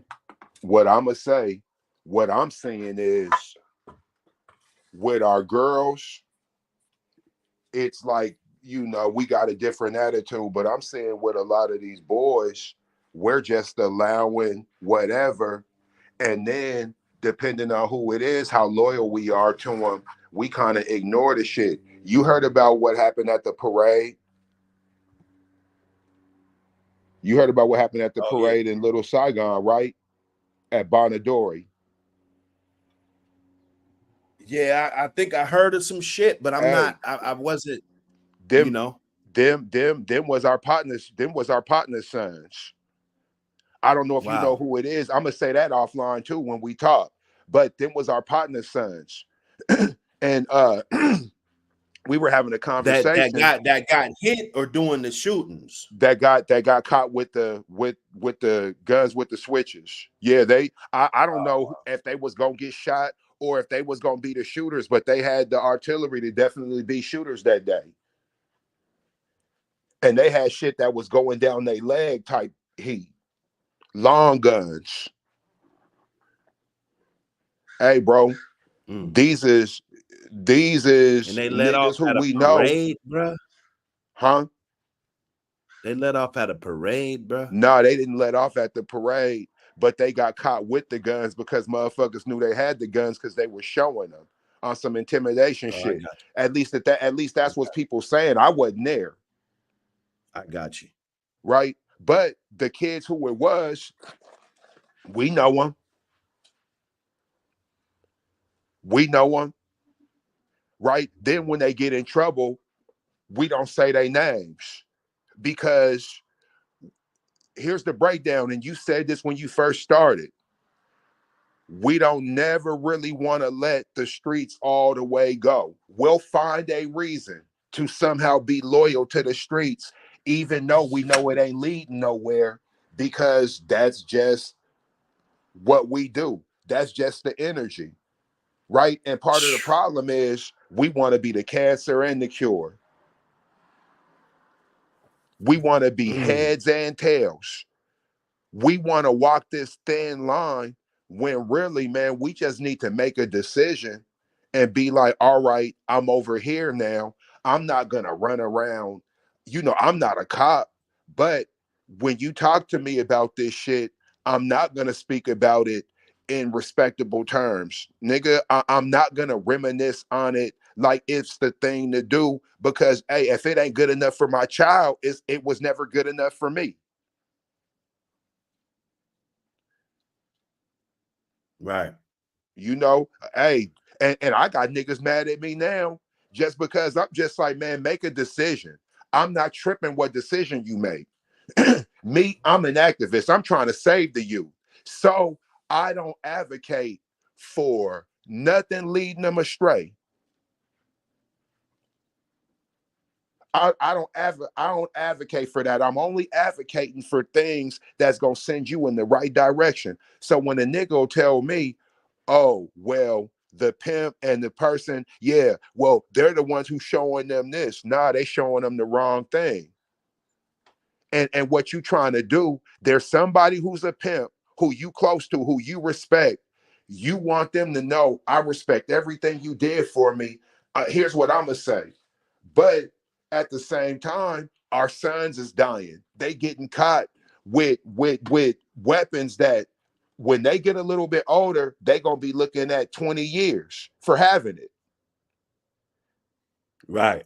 The bottom line is that that's what's going on. So whatever I made it through is what I made it through.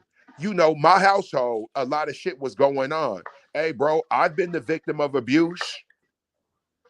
I love my grandparents, but I have. But here's the thing. Do I get to continue it, bro? Right.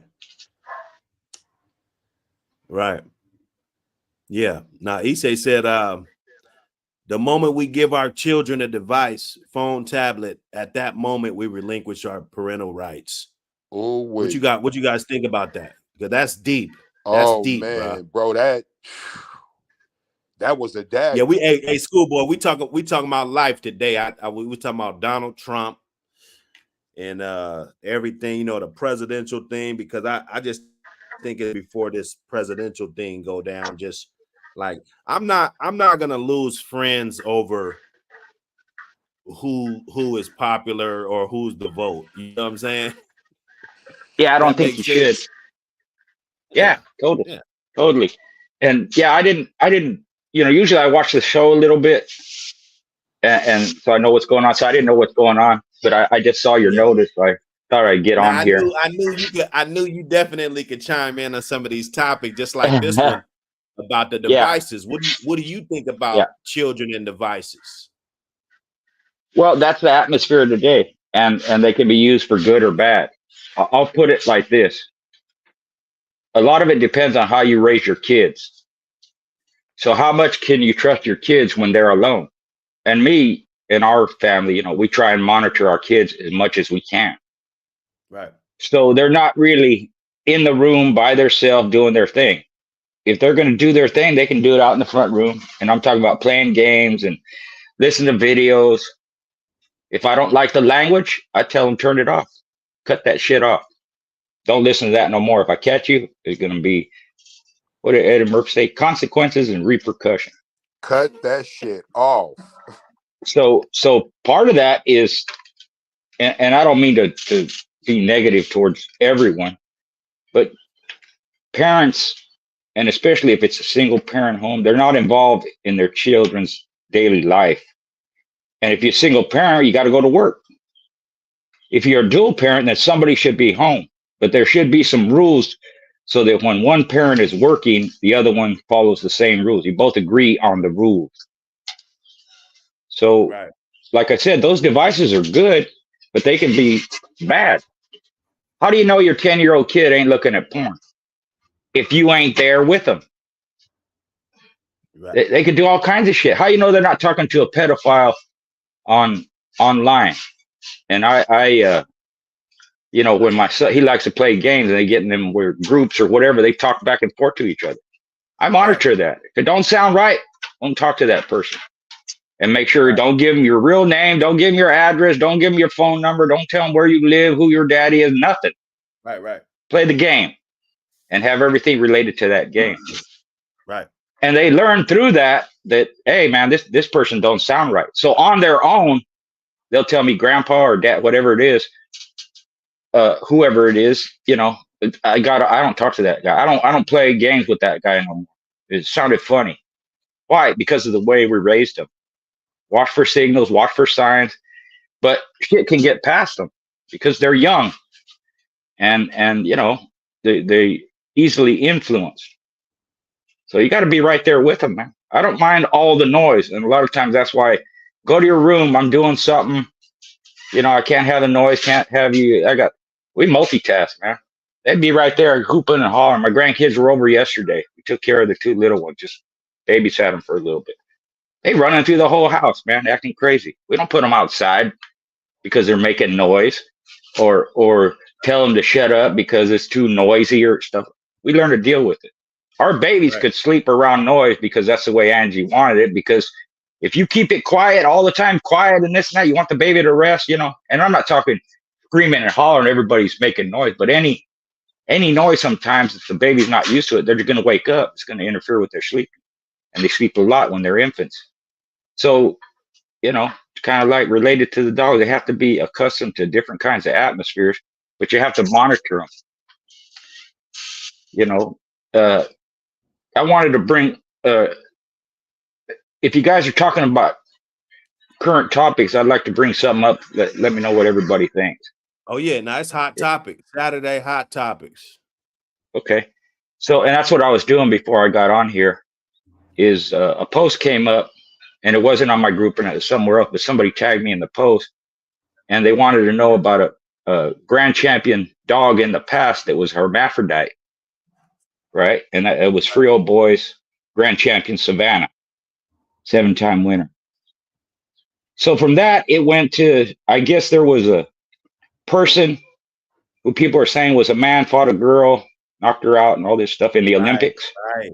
Right. Is that true? Okay. So yeah, they went and they asked me that. What do you think about that?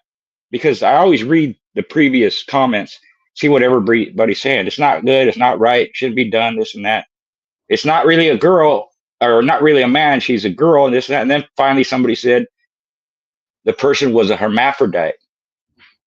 So I don't know the particulars, but they want my opinion. So I gave it to them.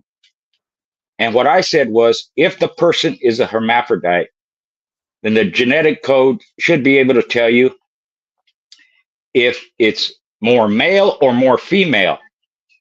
So depending on what that code tells you, that's who they should compete with. The testosterone levels are high and it shows to have more XY chromosome or it gears towards that way, compete against men. Shows to be female, more female than male, then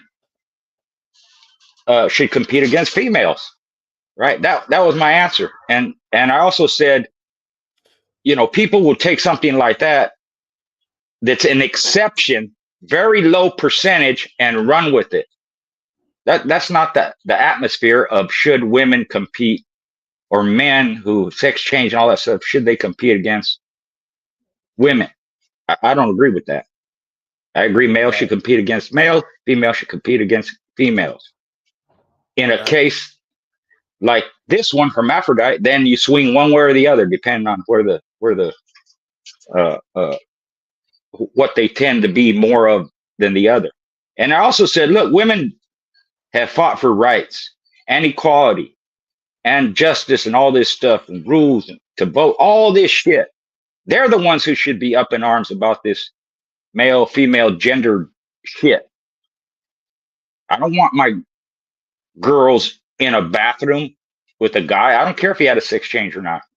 I do not care. That's what, and females being mothers, being protectors of their children, they're the ones who should be raising hell over it. And maybe some of them are. I don't really watch that much. Maybe some of them aren't. But that was my answer to it. So I don't have all the answers, but that's how I would look at it. Wayne Mill, what up, brother? Commissioner, Buck City, APBT Radio. How you doing? How's the cast doing? Everybody looking good today, man. Word up. Hey, we just talking about some hot topics, this Donald Trump thing, this election. I just want to let you know, just personally, bro, I'm not like we ain't about to fall out over who win this shit, bro. It looks like a shit show to me. And it's kind of like the same shit like when we was on here arguing this shit. People, you guys need to do, this shit seems the same shit to me. You know what I'm saying? Yeah. I'm just saying. I said this before too. Anytime you have a conversation, there's a potential that you're not going to agree and somebody's going to get mad. Sometimes that leads to violence over words. Right. That's bullshit to me.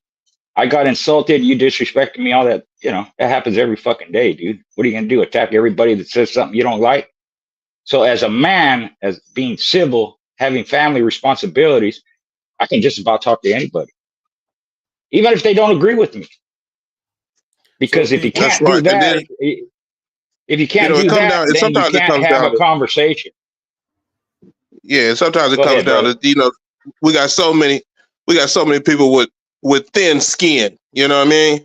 Like, dude, we gotta get past that point where if you're a man and you even want to compete, or if you even have the gumption or the gall to want to do something to a female just because you got the upper hand, you're a chump. You're a chump. So most people forgot that there's just regular moral views that some people just don't have, and we got to get them people out of the way, because they're trying to create a narrative so they can fit in, instead of, dude, you don't fit in over here. Just go over in your corner, But it's hard for some people to admit that. Question? Can I get all three of you guys on a random question? What do you guys think about the child support laws? I know it's off topic, but what do you guys think about the child support laws? But we are talking politics and shit, Well, they started because somebody got to take care of the kids, the mom, and since the mom is the primary caretaker, that's where the child support came from. Now, within that, she's raising the kids and all that, but the man virtually has no say-so in anything. And where it stems from, or what happened because of that, is now you have a lot of women, single mothers, on child support through the government system, through welfare. So welfare gets the money. However much money the court says the father should pay, welfare gets it and they distribute it to the women. But because of the way the welfare laws are set up, they only give the women so much money. So let's say the lady gets $1,000. She got a couple kids. She gets $1,000 per month from the government. If that man is paying $1,500 or $2,000, guess who keeps the other $500 or $1,000? The government keeps it. Don't go to the kids. That's the way it's set up. And that's the way welfare was set up from the beginning. You can't have a man in the house. You can't. Well, if you need aid and you're a family The man needs welfare too. If he ain't got a job or he's injured or something like that. It was done on purpose. It destroyed the black community and other communities too because of that. So, to add on to that, it destroys the economy too. It destroys the economy too. Don't forget the economy. You're right. You're right, because somebody got to pay for it. And generally, it's the middle class that pays for everything. Rich people don't pay for taxes, don't pay taxes, corporate and all that. That's okay to a point, right? But and poor people ain't going to pay taxes because they don't make enough money to pay. So it's the middle class that pays for most of the taxes, and not just here. It's the same way in all these so-called socialistic countries. Same shit, man. Go to Sweden, anywhere in Scandinavia, it's the same. Go to Germany. Go to some of the Latin American countries. It's still even if you're a socialist country, you still got to pay taxes. And who pays it? The middle class, the working class, mostly. That stems back to Mr. Garcia. That stems back though to what you said in a previous podcast on the show about how the family structure needs to be in place, where man over woman, woman with the children. I forgot how you said it, but once you lose that family structure, then the dynamic gets into the government, and the government starts rearranging stuff the way they want to, and that's not really, the way things are originally supposed to be. Right. And maybe I didn't say it then, but it's done on purpose. That's how you control the masses. So people should wake up and realize that. And I'm 60 years old. I don't know shit about technology. I don't know this or that. I've owned a business before. I've been manager of a store. I've done all these different, even when I was 8 years old, picking tomatoes, this and that. It took me this long to figure out, or not this long, but it took me until I was in my 40s, close to 50, to figure out I should be making my own money. And damn, whatever I don't know, I can get help from my family, or I can figure it out. I know how to sell shit. So that's the advice I would give to people. Learn to make money at something you like to do. Everybody else can do it. And if you have a defeatist attitude and you let shit hold you back, it'll never get done. But if you want to put in the work, the time, get some education, whatever it takes, you can make money. I'll make money selling Hot Wheel cars. I don't give a shit. I got tons of them. I'll make money doing all my books, this and that. I'll make money if I got to mow somebody's lawn. I'll make money if I'll get a tax break if I donate shit here and there, So there's ways to make money. People just got to figure out how to do it. And the best way to do it is do something you like. If you're an artist, or plumbing, or you have some kind of trade, that's how cultures advance. That's how they get out of the rut. Everybody knows Latinos, mostly Mexicans, come to this country. They have for years, and they work in the fields. That's not all they do anymore. They went from working in the fields to working in the hotel industry and being dishwashers. Now they're in the restaurant industry and mowing lawns, this and that. Well, they went from that to owning the damn hotel and having their own restaurant and having their own grass cutting business and all that stuff. Almost every culture here in the United States has done that because you want to see advancement, but you have to have help within your own community. The Mexicans do this thing, I forget what it's called, but the group of people live in the same house, could be 20, 30, whatever it is, right? Everybody puts in $25, $50, $100 a week when they get their paycheck. Once a month, one person in that unit gets all the money. And they go through everyone until it round robins back again, and then it starts over. So I don't know how the numbers look, this and that, but at some point, every week, one of them people is getting a few $1,000s, and they can do whatever the hell they want with it. And the Indian community, Pakistan, all that, what they do is you have family. Of course, they have money because most of them that come over here, they have to have money to come over here. It's a long trip. So they're set up in business. When they have a nephew or cousin, whoever it is, wants to start a business, everybody loans him money. 50,000 here, 30,000 there, 20,000 this and that. My uncle gave me this, my dad, pretty soon they got $1 million, they start a business. And throughout that business, as it's becoming successful, they pay everybody back. And then you do it again, and everybody gets that benefit.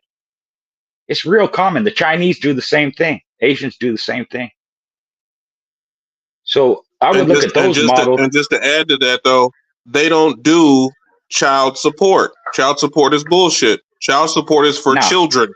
Child support is for two so-called adults that are children that haven't come to an adult agreement on how their child is going to be raised. That's true. You don't see that. And in my own little small circle, we handle everything in-house. We don't get no welfare. I've never even collected unemployment.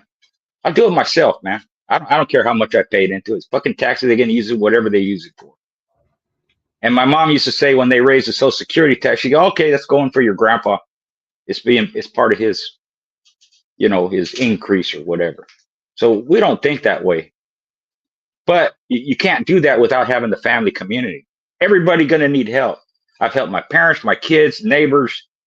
They've helped me at different times. So that's why that family unit is so important, in my view, is because at some point, everybody's going to need help. Well, who's going to help you? You can go to the government. You can get loans. Maybe you get grants and whatever. But you need the help now. You can't wait 30 days for the money to come in. And if you do it right, everybody's taken care of. Even if you borrow $1,000 from me and you don't pay me my $1,000 back, I'm going to get $1,000 work out of you some way. It's all good. If you pay me back, you don't want to do the work. Good, great. I'll take it either way. It doesn't matter. So there's ways to go about it. But if you don't have that mindset, if you don't know how, which takes education, and like I said, I'm late in life, man, because I didn't think about this stuff when I was young. That's how people create wealth. I'm in a position now where whatever I'm doing, I have to make sure my family, Angie, if I die first, mostly, is taken care of after I'm gone. So they just keep doing what I'm doing. It's all set up for them. Mr. Garcia, it's hard to do it on your own. Yeah, we just talked the other day on the phone about how I said there's 4 camps that we all had to finally come to an agreement. It's taken us 11 years just to get the dogs' names the way we wanted them to. You know what I mean? Like somebody's arguing about, well, I named them this and I want my name on them. And it's like, dude, we all have to come to an agreement, Yeah. So and well, a lot of times, somebody like you. It takes somebody like you that's got leadership that we can all say, hey, let's all go talk to the man and see what he says, Right. And when it's important shit or mostly important shit, you need a leader. You need somebody in charge. You need some kind of rules that the whole group, including the leader agrees to. But a lot of times shit is petty. It's petty stuff. I want acknowledgement. I want credit. I want this and that. I want to be a legend. I want to have my name in fucking whatever. All that shit will come to you if you do things right. You don't have to push it. You don't have to say, give me credit, acknowledge me. People know it. But when there's infighting like that, one person, 2 person, 3, whatever, depending on the course of time, gets credit. And pretty soon everybody getting credit and nobody's getting credit for anything. Because they're fighting who bred the dog, who named the dog, who did this, who did that, who conditioned the dog, who raised the dog, who fed it. The conditioner wants to take all the credit. Yeah, I took that motherfucker. I won. I'm badass. But they forget whoever it was raised them, taught them how to do the work, fed them, team effort, free of lice and fucking worms and all that stuff. How come he don't get no credit? He pre-kept him his whole fucking life, and one guy takes him for 8 weeks and does the work, and he gets all the credit? No, that's bullshit. So you can work as a team if it's done right, but everybody has to be in agreement, and there has to be at least one guy who's pretty much in charge, and usually it's the guy who has more experience and been through it and done that and knows more, has more knowledge, like that. But if they don't respect the leader, he's not a leader. And if the leader is putting down all these subordinates, then he don't deserve to be respected. So it's a two-way street no matter what. And it's the same thing with family, and it's the same thing with work. Hey, you know how I see it? I'd rather have How's that? 20% of I'd rather have 20% of a watermelon than 100% of a grape.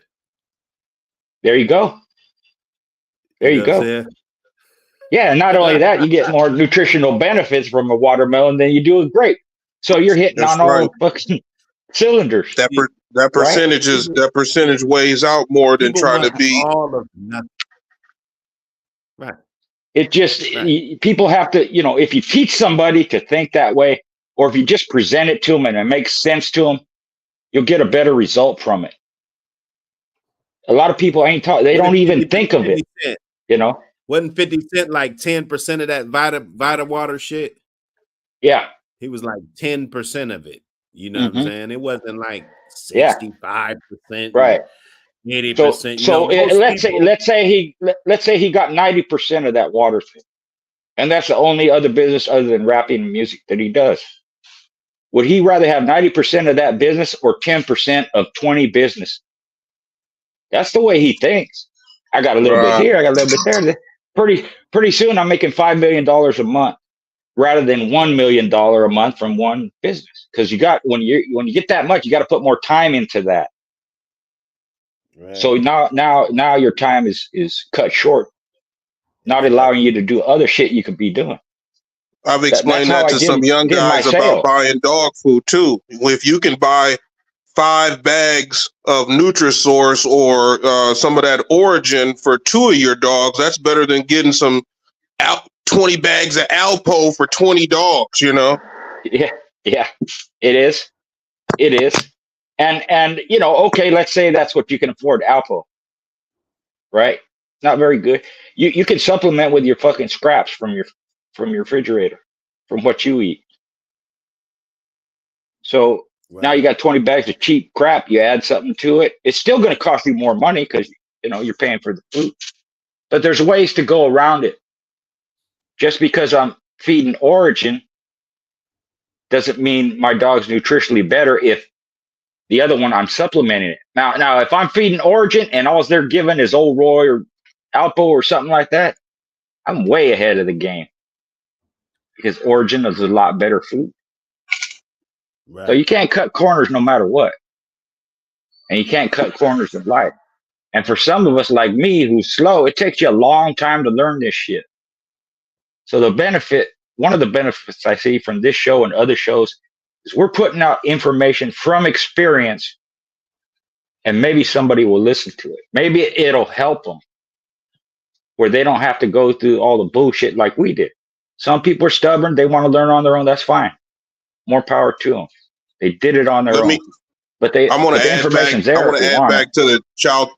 back to the child support real quick. Out of my 11, right? You know, sometimes people don't know that children are a huge deal in my life. My family is a huge deal. I got 3 different kind of demographics or religions, heritage, races. I got 3 different ones, you know, and out of my situations, I only got one problem with the one that looked and is the same race as me. Now we'll battle, but it seems that there's a kind of a, you know, and the stereotypes hurt, but stereotypes sometimes are so truthful that that's why they hurt, you know? So my Asian kid, my Blasian kids, man, they great. They smart. They love me. That, you know, we got a whole different demographic than my black ones. They want toilet paper every weekend. They need money every weekend. They need somebody to babysit the babies every weekend. They want to act like they still babies. So I want people to know that the child support is almost a crutch. And that crutch makes everybody fall off the bandwagon. You're right. Everybody falls off the because just like I was talking about the welfare system, people, government aid and all that stuff, it's a crutch. And what it does is because you're getting this money and you didn't earn it, you don't appreciate it. So you don't do nothing with it. And welfare don't allow you to do shit anyways. You can own 1 car, 1 house. But you can't advance. Right. And then people don't, and then they don't even respect you. Right. You can't keep more than $2,000 in the bank. if you can afford to keep that much. But it makes you lazy. And you know, in your case, I would, what's the crux of the problem? Why is that one different from the other one? Got to be a You reason. know, and what's crazy is it's just like you just said. It's once you give somebody something and they don't have to earn it, they feel like you're that giver person. It's almost like they don't have to understand that I respect you enough to give you the money.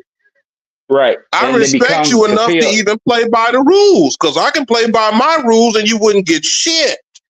Right. And they become to feel entitled, like somebody owes them something. Yes. And then, yep. Nobody owns anybody shit. You know, people help you, acknowledge it. Well, that's because you're going to turn around and help them sometimes too. When you keep giving it to them, though, that's what makes them feel like that, though. Because the first time they don't feel entitled, they feel thankful. Right. Right. But and that falls on you for doing it. And I've said it before. I help anybody needs something. They come to me, my kid, grandkid, neighbor's kid, whoever it is, their kid, they need it, I'll help them. But I expect something back. And when I tell them to do something, they don't question it. They don't. Yeah, but when the government plays the middleman, all of a sudden women feel like they're running shit.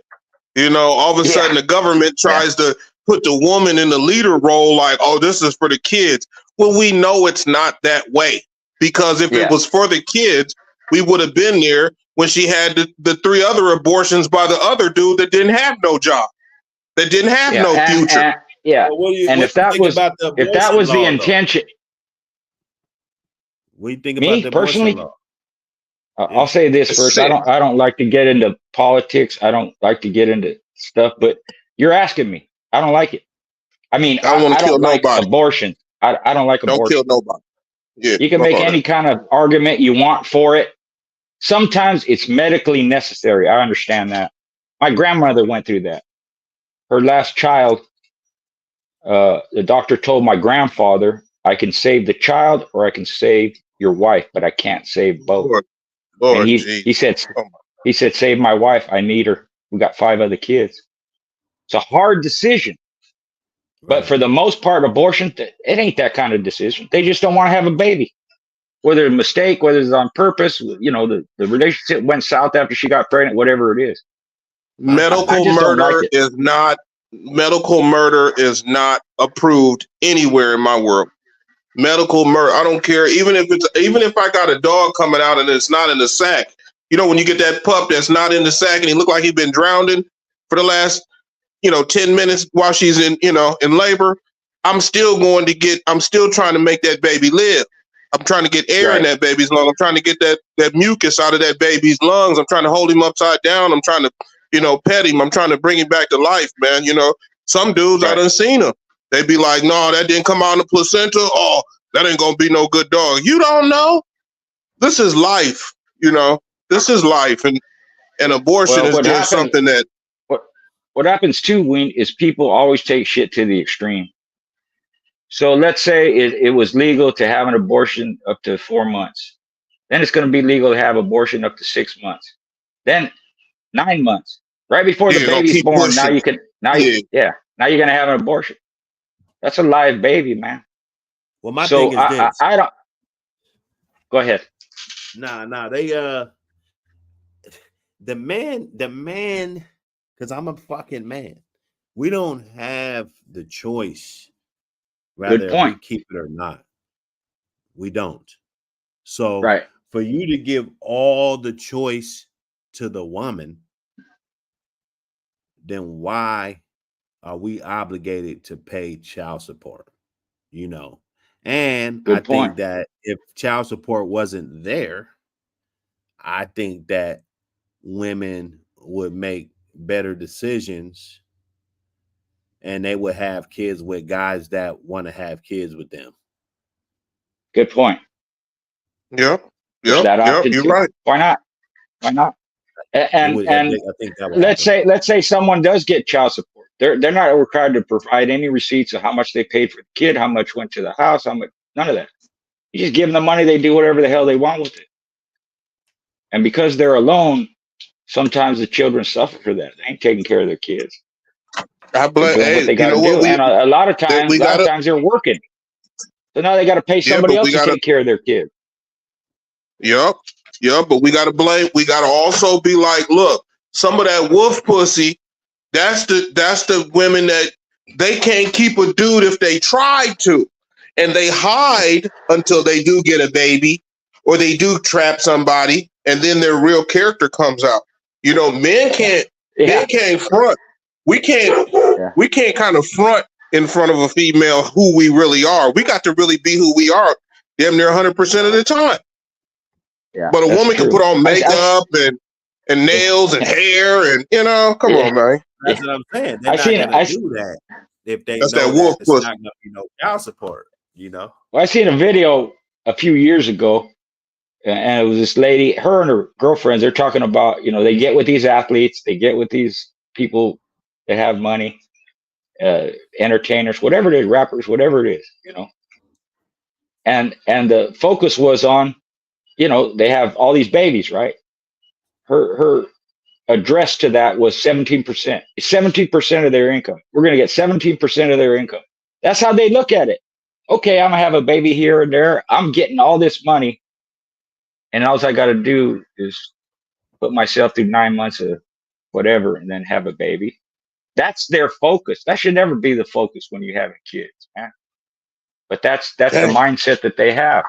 If I'm gonna go through this, I'm gonna get paid for it.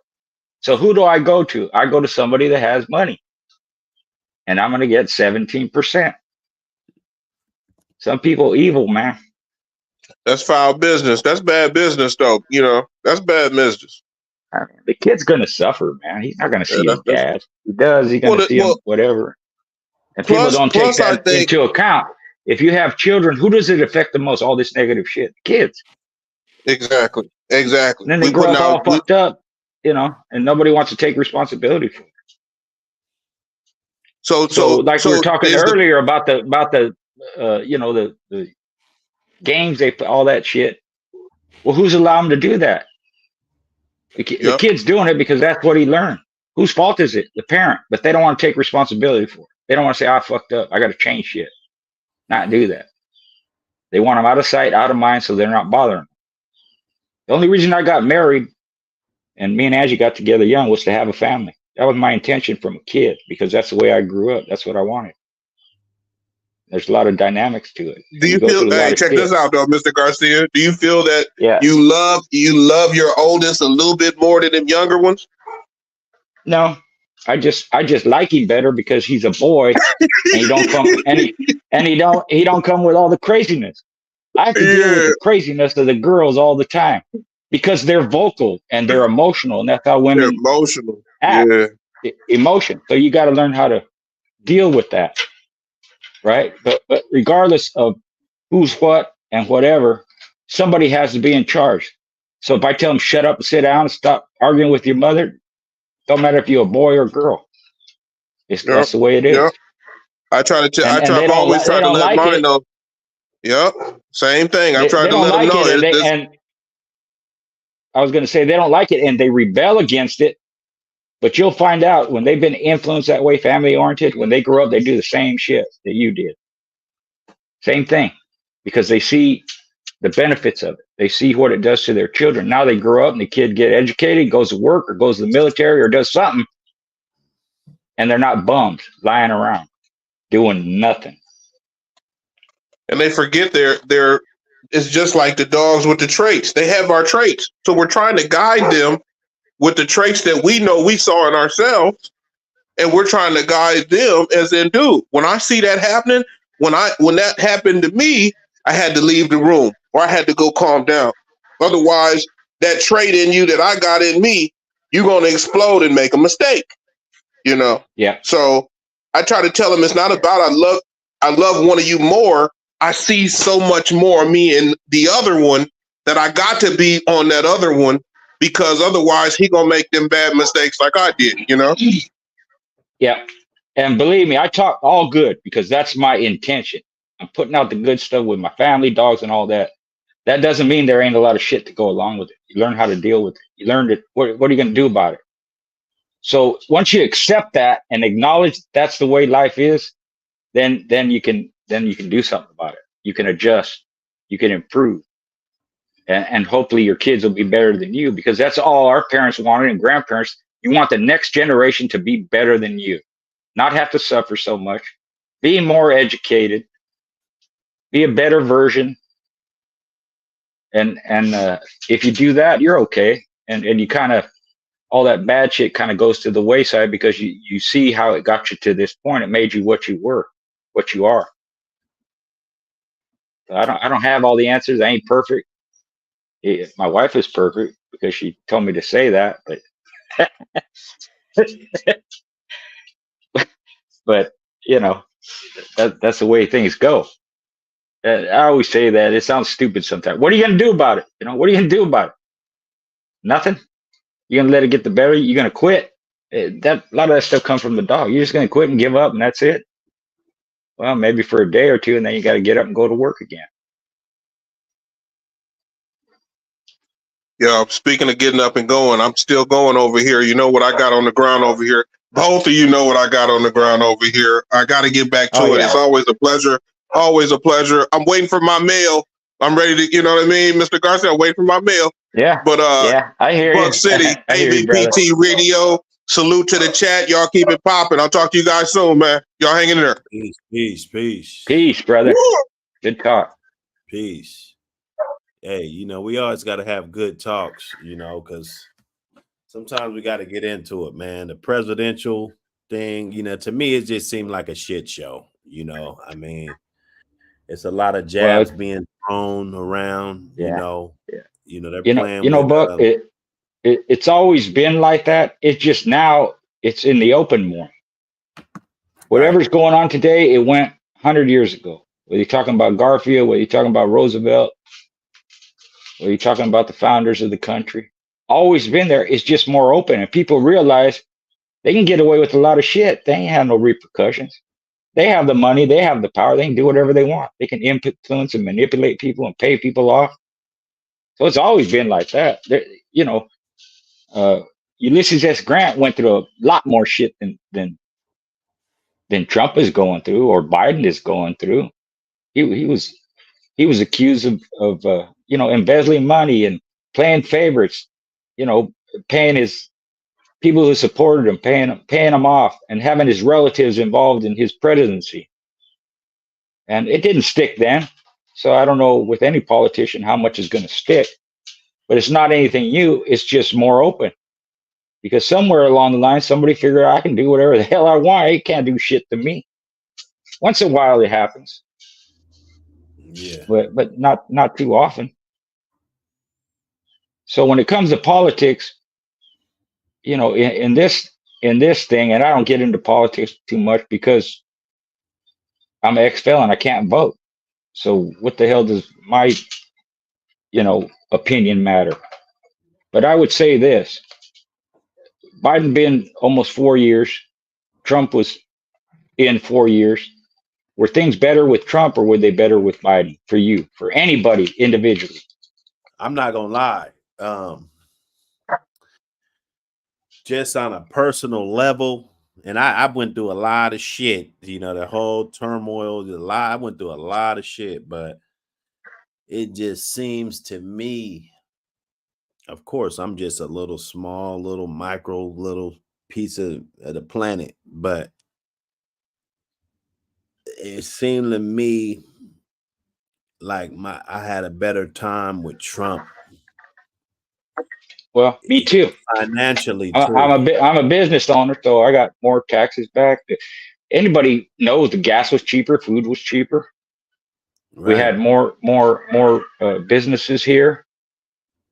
Biden cut out all the energy, cut the pipeline off. Now we're outsourcing. We're buying oil and fucking gas from other countries. We have enough here.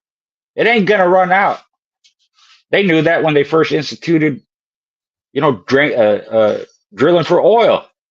They knew the supply was almost endless. And there's a guy on YouTube who made a video who says that, because he was there in Europe when all the corporate people got together when oil started becoming popular. They started using it. It went from just using it for, you know, grease and and other things to actually fuel and stuff like that. They knew that back then. It's not a fossil fuel, and the supply is almost endless. If not, they're not going to run out, and it doesn't hurt the environment like people say. Because if it did, in those 110 years or whatever it is, 120 years, 100 years that we've been using it, you would see a dramatic change in the environment. Because there's more cars, more vehicles, more planes, more whatever that use fuel and natural gas and coal, and it hasn't changed much. You know, it just. But that's how sometimes people. But that's how I would look at it. So for me, yes. And when I learned to look at politicians and even entertainers or actors, or musicians. You know, I learned to look at their work, not really what they say or how they act, or they all nasty, man. They all have an agenda. But what kind of work did they do? Did they benefit you or not? I don't care what race anybody is. I don't care where they come from. I don't care if they had money growing up or poor as dirt. Doesn't matter. What did they do when they got in office? And their record is public, so it's there. So you can either watch media and believe what they tell you, or you can do some research and find out as much of the truth as you can. If you want to say Trump is nasty because he said that about a woman, well, what about Bill Clinton? When that happened to Bill Clinton, Monica Lewinsky, I didn't give a shit. I didn't care. And I'm not a Bill Clinton fan, but I'm just saying the act itself, that's between him and his wife. Did it affect his presidency? Didn't seem like it. Yeah. So what they do matters more than what they say to me. Everybody talks right. They're human. They're human. Yeah. I think we're starting to realize it with Trump. Yeah. You know, they get prosecuted. They get, you know, and they keep going. They keep going. Like if Trump, I'm gonna tell you now, he said some racist shit. You know, we could argue that. You know, we could say all of this shit, but if he was a dog, his ass would be a Red Boy Jocko dog. He don't quit. He doesn't care about all that rhetoric and all that bullshit. He really don't. And if he's for the United States, if he's for the people, and he's for all races, like he says, then it should show up in your pocket. How does it affect your income, your money, what you're buying, what you're spending on, how many taxes you're paying? If you see it more positive than negative, go with him. If you see Biden and Harris, or Harris, you think she's going to do that, go with her. Trump's going to have some shit. I don't know who's going to win, you know, but I just think Trump, if I was myself, I might be looking at opening a couple, starting another LLC. You know what I'm saying? Something like on the business side of it, because I know there's going to be some type of advantages for people that's wanting to get into business and further their right. Their well, the difference with Trump, and other people is he'll admit he's taken advantage of those tax cuts, and because that's the way the laws are. The other side has too. The difference is he admits it. And if you take advantage of the same cuts through LLC or corporation, whatever, he's not going to do anything about it. He's not a hypocrite that way. Where some other people, they're going to take advantage of those advantages, but they ain't going to tell you, and they don't want you to have it because now you're infringing on their shit. So it's either across the board or it ain't. And again, like I said earlier, if you learn how to make your own money, you can take advantage of all that shit too. I have a lot of write-off. Now I ain't gonna lie. Now when he got hit with that biscuit when he was on stage a couple weeks ago, I don't think that was the right move for him to try to stand up and put his fist up and shit. Like, you know what I'm saying? Like, well, on a personal level, you might not like it. You might think it's bullshit, whatever it is. For me, I don't care. I don't. Well, no, I don't care, but it's like, Yeah. I'm not. I mean, And what I mean by that, I don't really care how any of that shit looks. I don't so get into that game because I want to see what the person is gonna do, not what he right, right. says, or not what Harris says or Biden or any of them. But You the kind of, it's Secret like, Service people that they're kind of like there to shield you, and if you're yeah. antagonizing Well, the in that shooter, respect, yeah, it's dumb. You're you raising up, know, raising your fist. What if they shoot you again? You know, I see what you're saying. Yeah, they might what shoot if you again. Yeah, like if he yeah, would have got yeah, down, he would have lived, but he yeah, put his yeah, fucking fist up and got yeah, hit in the yeah, throat. yeah, Like yeah. Then people I would say, mean, "Well, it was his own damn fault," and they would be right. You know. So I don't know. We have. There's a lot of Mexicans typically, my community, anyways, more Democrat, more liberal. They always have been, and they're going to vote for whoever is liberal in there, no matter what. But when you have some of them breaking away and becoming more conservative, why did the liberals attack them? They should be able to change their mind if they want. They should be able to follow whoever they want to. Why are you calling them names? Or it could be your brother, cousin, whatever. Now, you ain't, like you said, you ain't going to break up a friendship over some bullshit like that. But that happens. You love this person 5 minutes ago, and once he tells you, I support this other side, now he's your enemy. Where's your thinking at? yeah, it's crazy. I think in I this don't know, dude. world, no matter who's the president, you got to be able to compete out here at a high level, and it's your advantage to like you said, have a family structure to where you know what I'm saying, you guys can help each other out and different things, because that's huge. Everybody needs help. I said this too. Everybody mixed. Why are we fighting over races? Everybody mixed. I guarantee you, I have ancestors that came from Africa. I guarantee it. And I ain't done no DNA test, and I don't need one. Because if my ancestors are Native Americans, well, a lot of them were from Africa too, long before any European came here. But yeah, I got Asian descent. I got white. My family's all mixed. But if people would admit it, they would see that they're mixed too, and their families Right. are mixed. So what are you? Now we're judging people on the color of their skin, not really what their culture is or what their ancestry is. It's how you look. They have a thing on PBS, where and they're famous people, and they're doing DNA tests and finding out who they came from. They're surprised, man. Some of these people didn't know that their ancestors were slave owners. Some of them didn't know they were white ancestors. They didn't know they had black ancestors.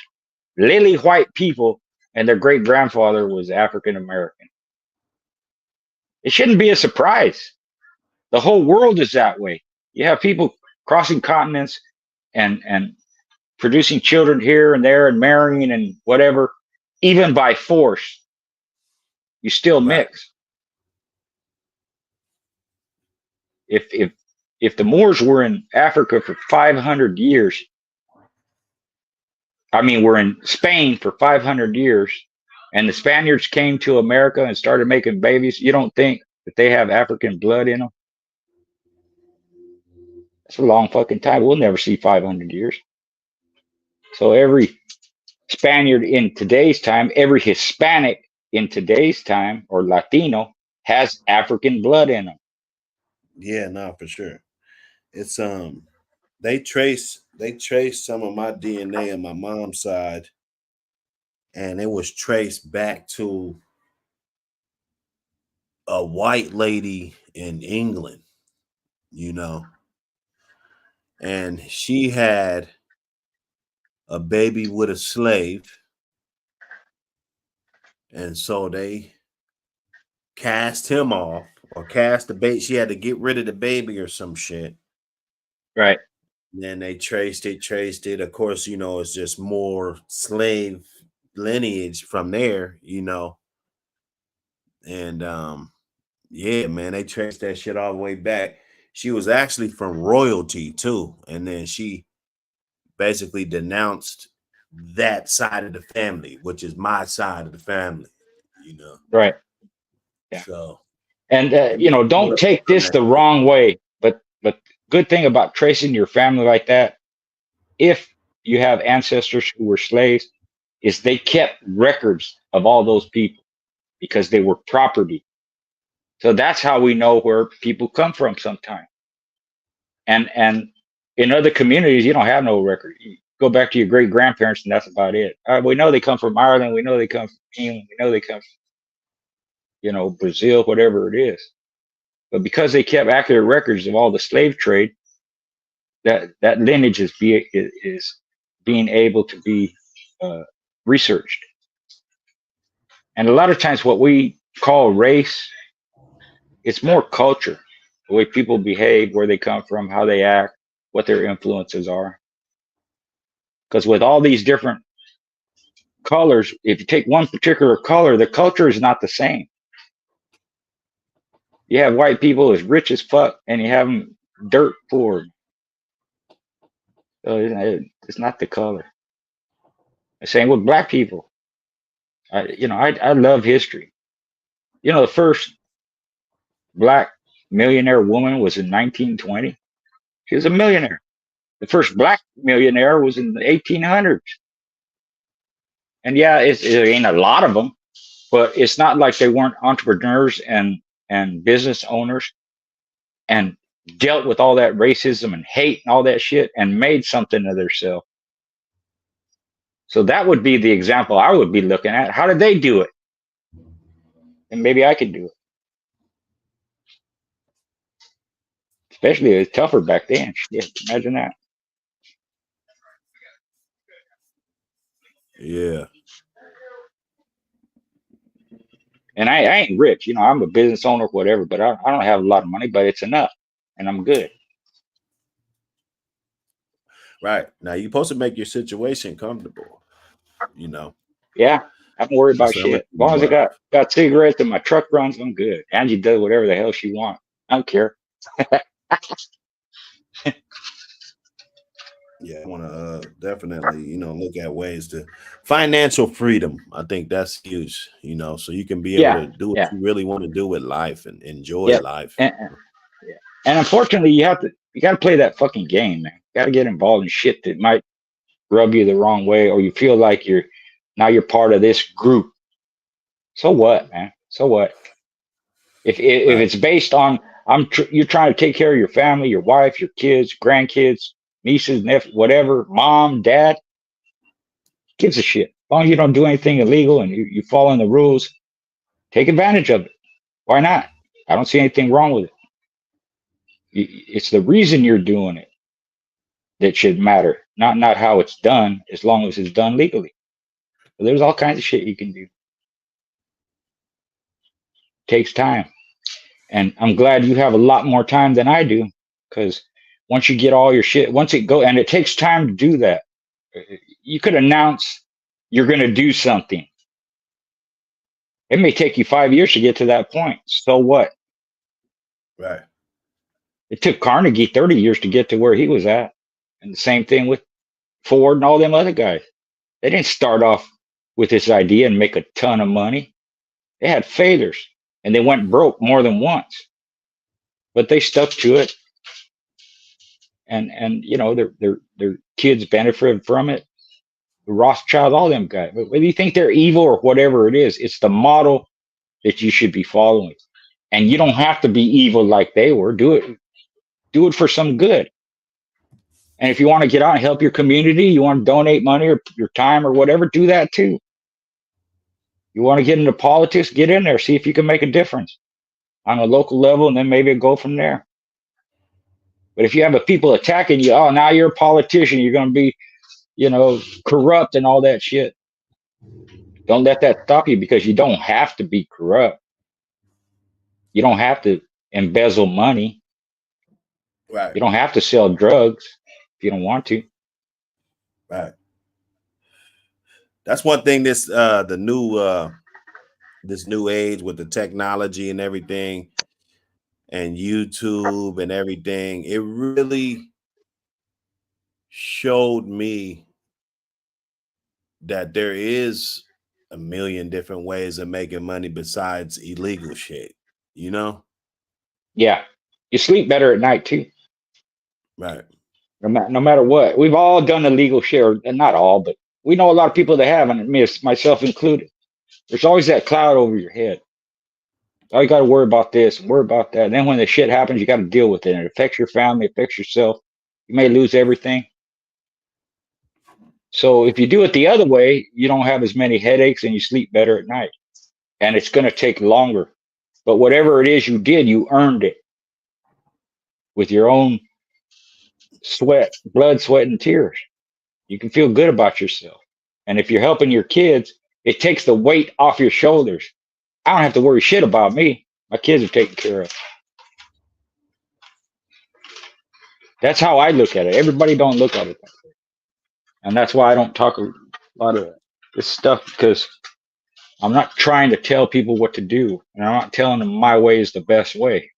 I'm just giving them my example and other people's example. And they can weigh the differences, see how they want to do it.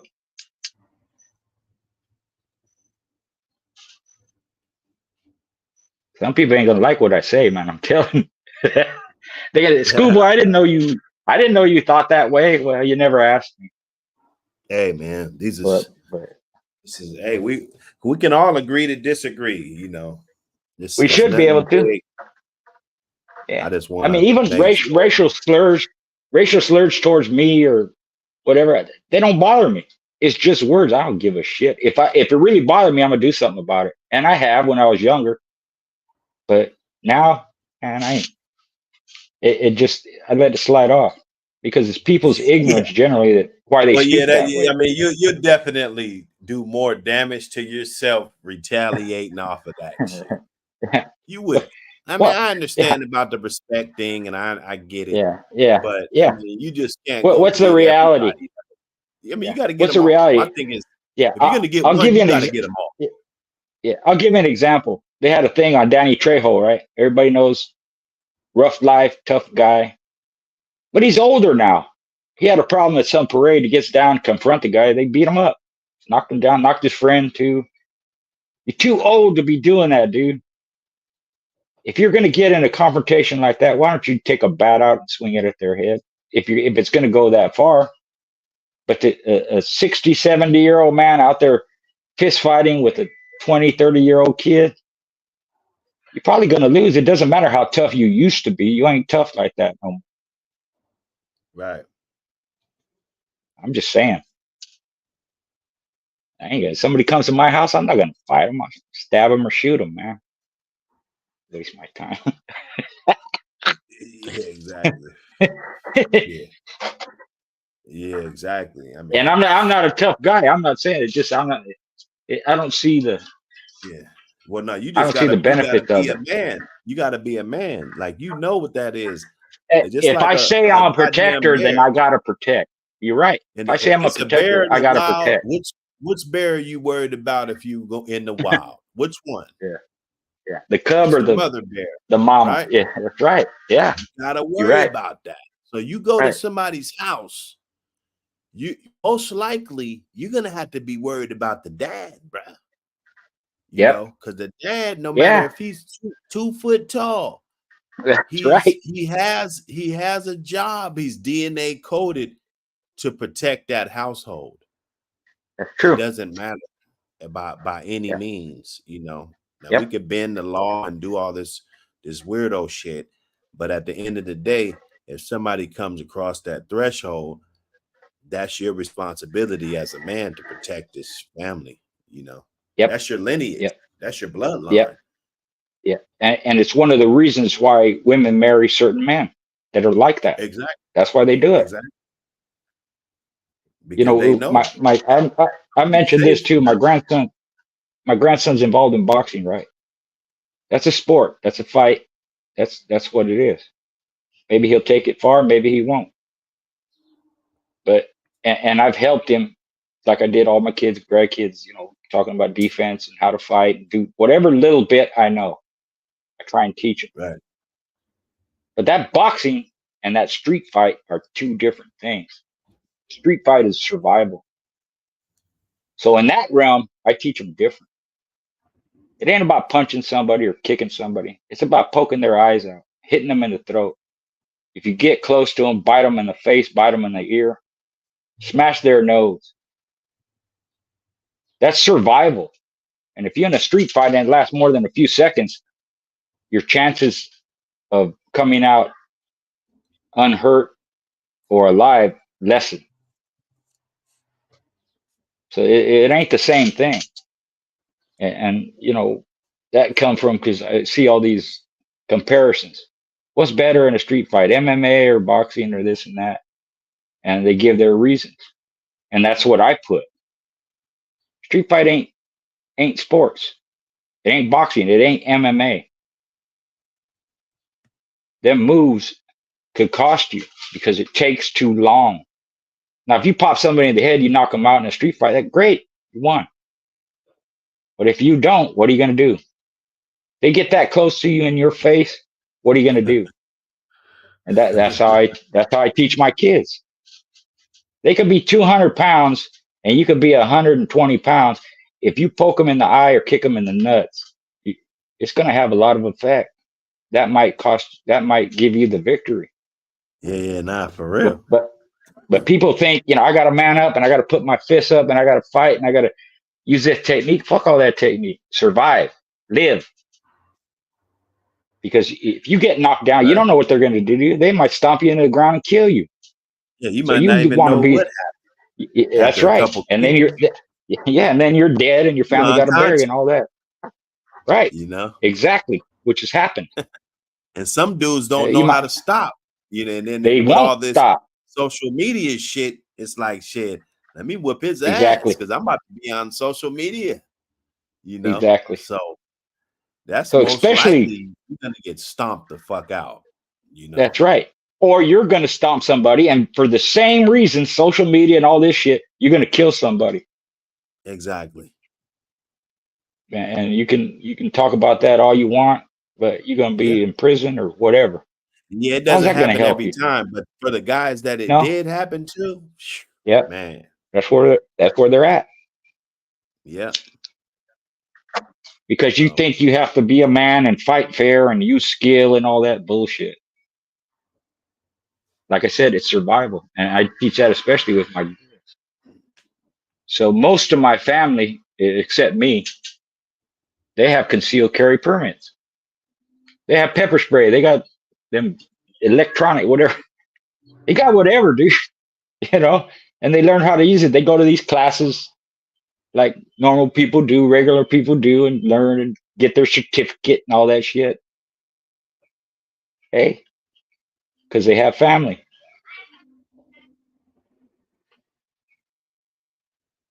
Because the toughest or the most evilest people that I knew, that I was familiar with, were not tough people.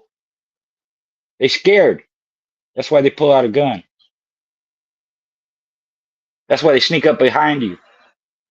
That's why they have a 2x4 or a knife and you don't.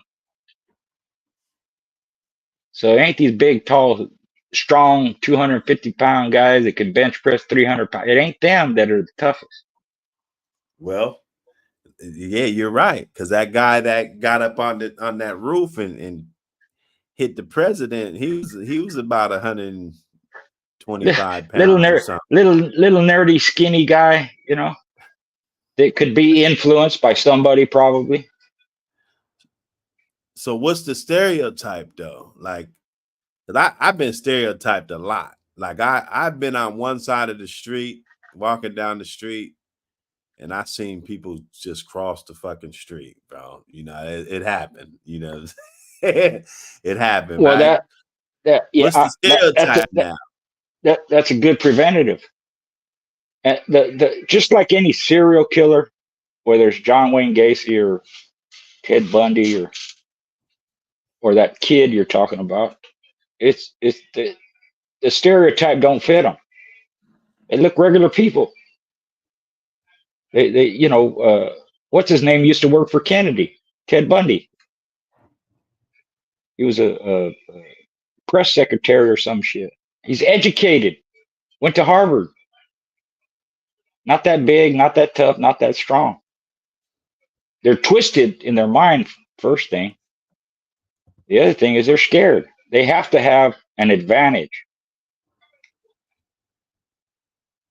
So they're not going to show their true colors.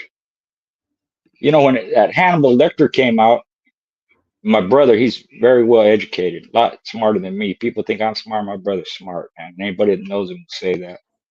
When Hannibal Lecter came out, he made a comment one time because, you know, they're trying to figure out how his mind works and this and that. And he said, when he acts like a normal person, that's the fake part. When he's in that psychotic mode, that's his normal behavior.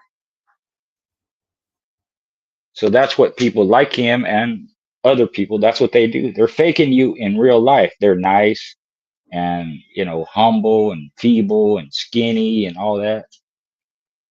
But if they have the advantage, they're evil if they have that mindset. Why did Ted Bundy only go after girls? Because they're weak. They ain't gonna do that with men. Why did John Wayne Gacy go after mostly children? Because they're weak. They ain't gonna do that shit with men. Motherfucker, get on your ass. Shit. Just saying. Especially So about his again, life, talking about family, man. that's why we protect our kids the way we do. Our kids don't walk to school. We drive them. We pick them up. I done seen some, you know, some pretty sheltered dudes. Because, you know, the kids that seem like they be in the hood and doing all this shit, they seem like they're quicker to pop off, kind of like in some cases, Yeah. right? Right. But I've seen some dudes turn on, you know. Yeah. I see some little nerd dudes turn the fuck on, you know. Yeah. You get fed up with being bullied. You're tired of it. Like, oh, he turned the fuck on now. Yeah. What happened? Yeah. I didn't know you were like he that. starts liking it. He's like, oh shit, Yeah. that was Yeah. fun. Yeah.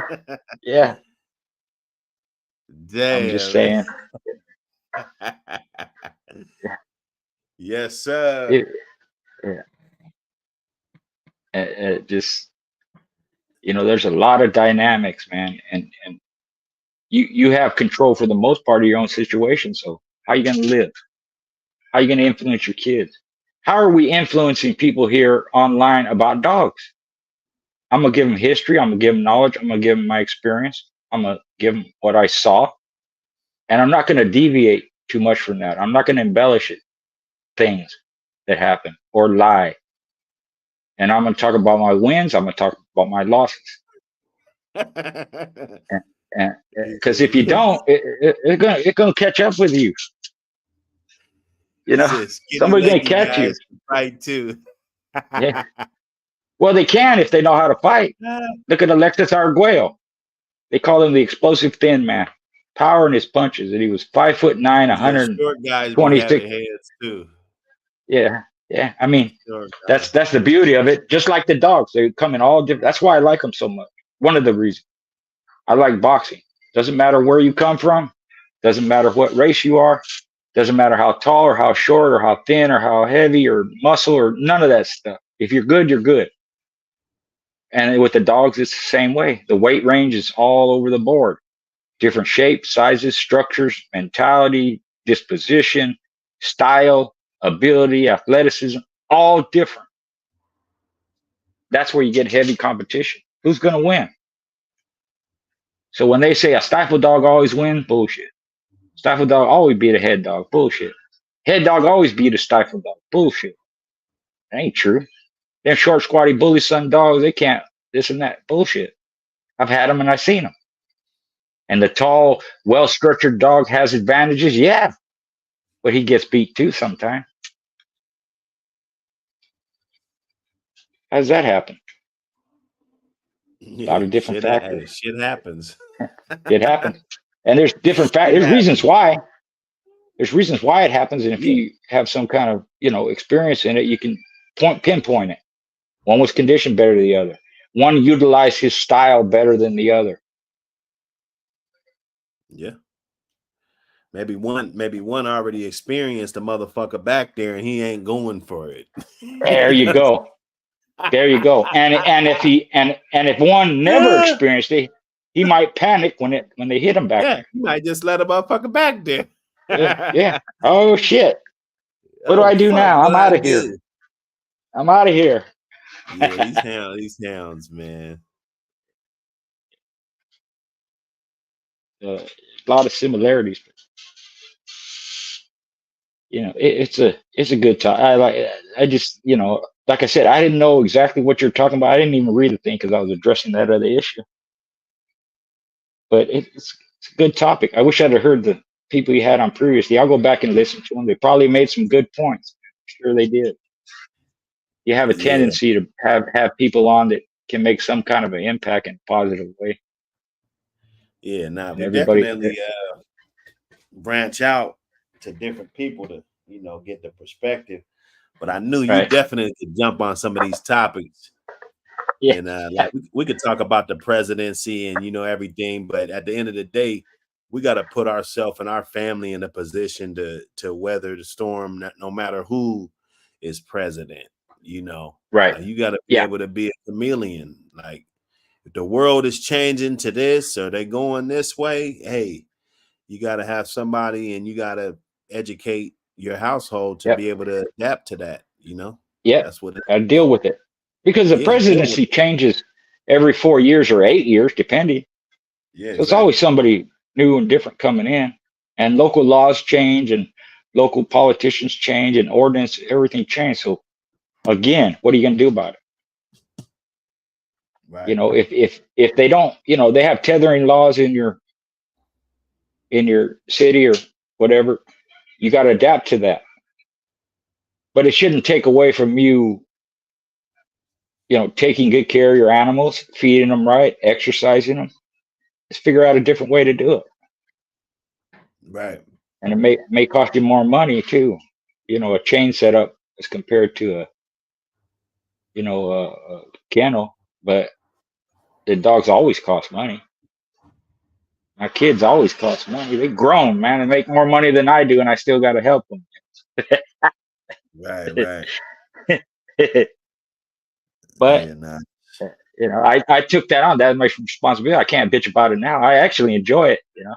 Yeah, you still need me. That's your legacy, though. You know yeah, that's it. That's it. That's a legacy. I seen my grandfather before he passed. One day he was just at a family function, and I was over in the cut just chilling.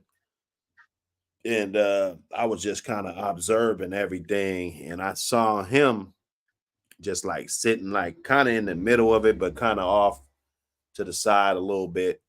And I'm looking at everybody running around, all the kids, everybody, you know what I'm saying? There's so many different conversations going on. And I'm like, damn, you know, I know he's sitting back like damn, I created all this shit. You know what I'm saying? Yeah. And so I did the same with my grandma. So I was like, damn, you know, like I wanted to be like that one day, you know? Yeah. Like just sitting back at a barbecue or something and just in my older age, you know, maybe in my 70s, and you know, he was probably like 75 or something at that time when I had this feeling.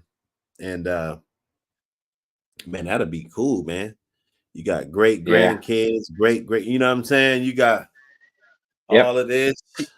You get more pleasure out of that than a lot of material shit that we have. Right. It just, you know, it hits you at that age that, man, there's a lot of production I put out, a lot of family, a lot of influence. You know, I have friends of my children. One of them lives in Australia. I have, you know, nieces, nephews, all that. They still hit me up for something, especially if it's dog related, you know.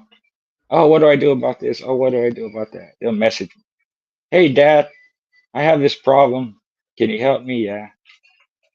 What about, you know, A lot of it's dog. A lot of it is history. A lot of it is school. If it's math, I can't help them for shit. But it's geography or history, I can help them with a lot of different things. So they hit me up. They know they can. They know I'll do it. Like I mentioned before, my daughter was doing a paper. I wrote the paper for her for college. She got a good grade on it. So. Yeah, that fight tonight. Fight night. Who is it, Bud? Yeah, Bud. I forgot the other dude's name. Yeah. It's But not no, it's gonna be Maidana. some fight night going on. Fight Cruz, night. Cruz or something. Yeah. I got Yeah, some, I'm gonna go with Bud. Fridge. Do you? Yeah. Yeah. Yeah, I got leftovers. I barbecued the last 2 days. Yesterday, my grandson came to visit. He's in the military in New York, so he came to visit. So we did a dinner for him. Then the night before that, yeah, I love all that. I like cooking. I don't eat it a lot. I eat a lot of chicken, and you know what I'm saying. I try to stay off the red meat and all the, a lot. Yeah. But yeah, I will just whip it up. Just grab a case of ribs, a rack of ribs, and season them up and throw them on the grill real fast. Everybody seemed to like it. It's like, oh shit, the grill. I always got excited when the barbecue grill popped on. And it's that time of year. That's what we do. It's this barbecue shit season.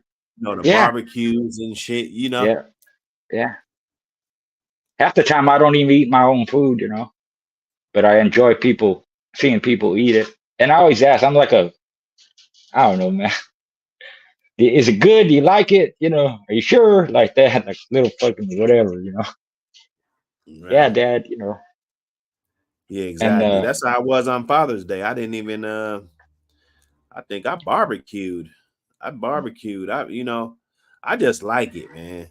Yeah, me too. I do this. My whole existence is for my family. You know what I'm saying? I mean, that's just what it is. That's my Disneyland. That's my Dubai. And that's my, when I'm at the crib chilling, I look through the back and see the boys on the trampoline and shit, the little baby and shit running around, spraying motherfuckers with the water hose and shit.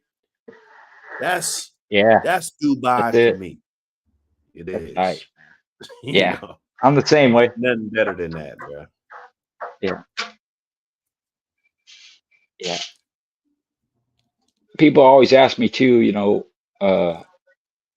what's the best for my dog, best food, this and that.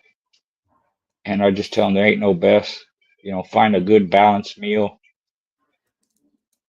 And because I can't really, a lot of times depends on where you live. If you're not in the U.S. and what's available. So I look at food kind of that way. And I don't care what people eat or what they feed their dogs, as long as it's a good diet balance. You got the right nutrients. Because we have a tendency to believe, especially with wild animals, that a carnivore is a carnivore, or herbivore is a herbivore, or omnivore is an omnivore. And I haven't found that to be true. For the most part, yeah, they're an herbivore. For the most part, yeah, they're a carnivore. But that ain't all they eat. I've seen giraffes eat birds, just in videos. Giraffes eating birds. Chickens will eat anything. And where that came from is I used to like big game hunting. Not that I went on big game hunting, but when I was a kid, I'd get these books how they hunted elephants. This one guy killed an elephant. When he opened her up, there was a full-grown woman inside the elephant. What? Yeah, he ate a lady. Why? I don't know. He's hungry, I guess. That's the only thing I could figure. He's hungry. They'll eat anything.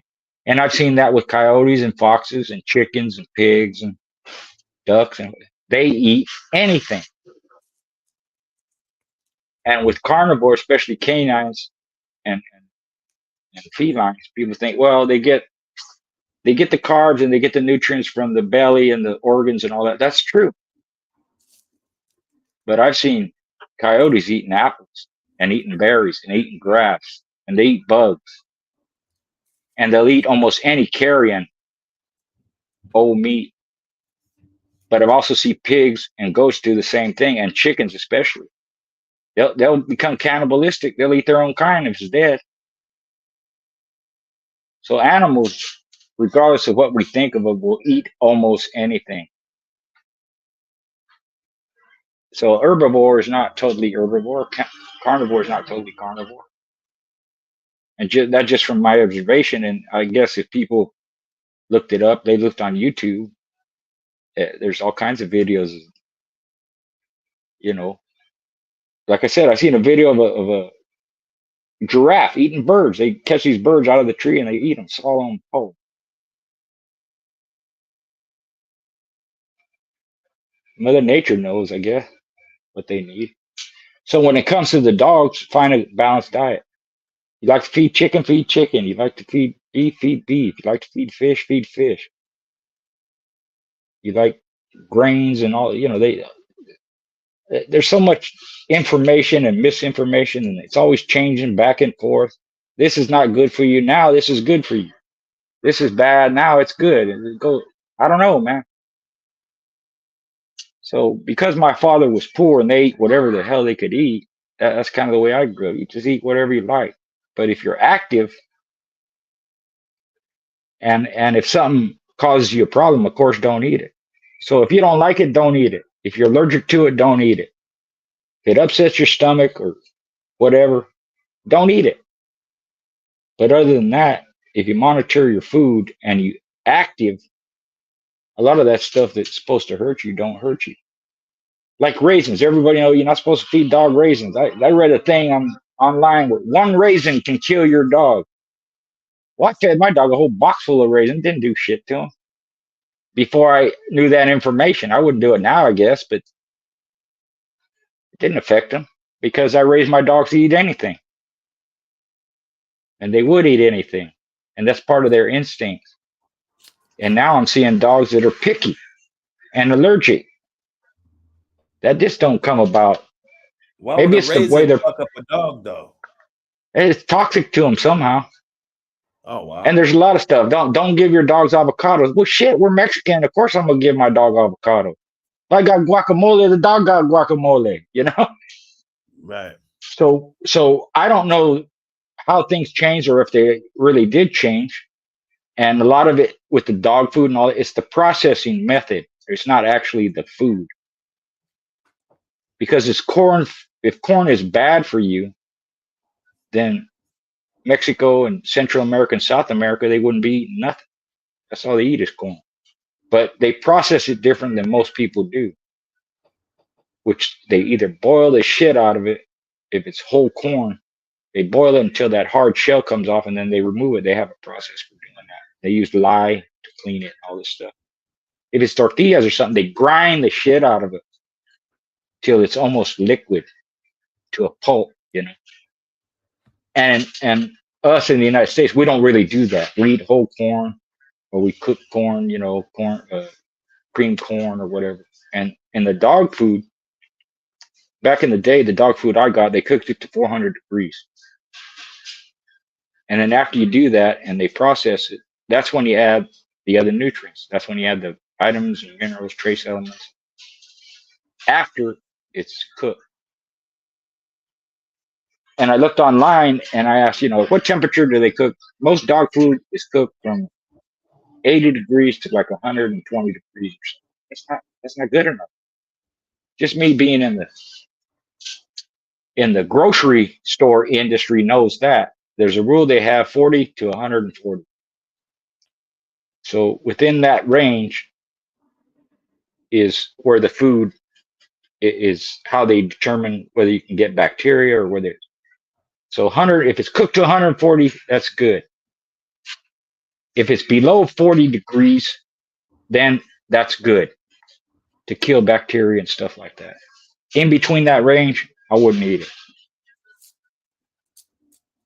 So that's how I would look. If you're searching which kibble is good, it may be look and see how they process their food. Because like I said, a lot of the stuff they say is bad for you now. It wasn't bad before, and I guarantee in 2-3 years they're going to say now there's benefits to using it. Everybody anti-grain, anti-grain, anti-grain. Well, half civilization wouldn't be alive if, without grains, without rice, without wheat, without corn, people would have starved to death. So there has to be some nutritional value, but how you process it matters too, I think. Yeah. I don't know. How are dogs allergic to chicken now? You ever heard that dogs are allergic to chicken? Yeah, they got like bullies and stuff that be allergic. Some animals, some APBTs are too. I'm just saying, how did that happen? Well, they're carnivores. Why can't they? It's bad breeding, bro. I mean, I'm gonna be honest with you. There you go. Now you. Okay, that's where I'm going with it. It's bad breeding. Yeah. So if that is lost, what other thing is being lost? We talk about prey drive. Prey drive. What's prey drive? It's not just chasing something. Somebody throws a ball and the dog chasing it. Oh, he's got good prey drive. He sees a cat and runs after the cat. Oh, he's got good prey drive. It ain't prey drive. Right. When they chase it and kill it and eat it, that's prey drive. And when you have good prey drive, you chase it, you kill it and eat it. That's one thing. That's not gameness. That's not finish. All these traits are different. And you want as many of those traits that we're talking about in one individual or in your whole family of dogs. You want them all. But one without the other, one compared to the other, it ain't the same. A dog can kill another animal. If he don't eat it, he don't have finish or prey drive. A dog don't have finish and don't have prey drive, and he can be game. They're not the same.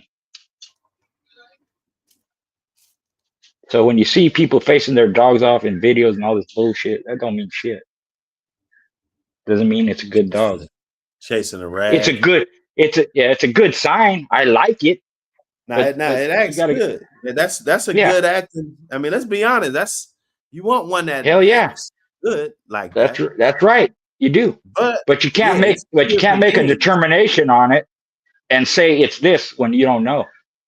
Well, he's game. He's game. I say if he wants to chase the ball, I say he's eager to work. Yeah. And like I said, it's good. I wanted to say eager. I'll just say, he's willing to work. He wants to work. Yeah. He wants. Right. And like I said, they're good traits. Good. Yeah. That's good. Right. But you can't say that dog has finish. You can't say that dog is game.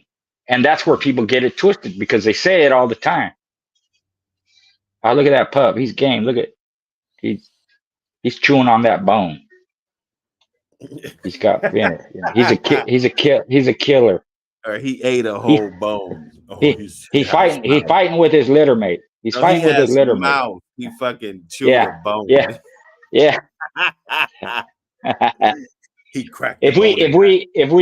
If we judged our children that way, would we be calling our children? Because he was tough when he was little. He's not so tough now as an adult. He don't like to fight. When he was little, he had mouth. He bit the other kid. Yeah. Like that.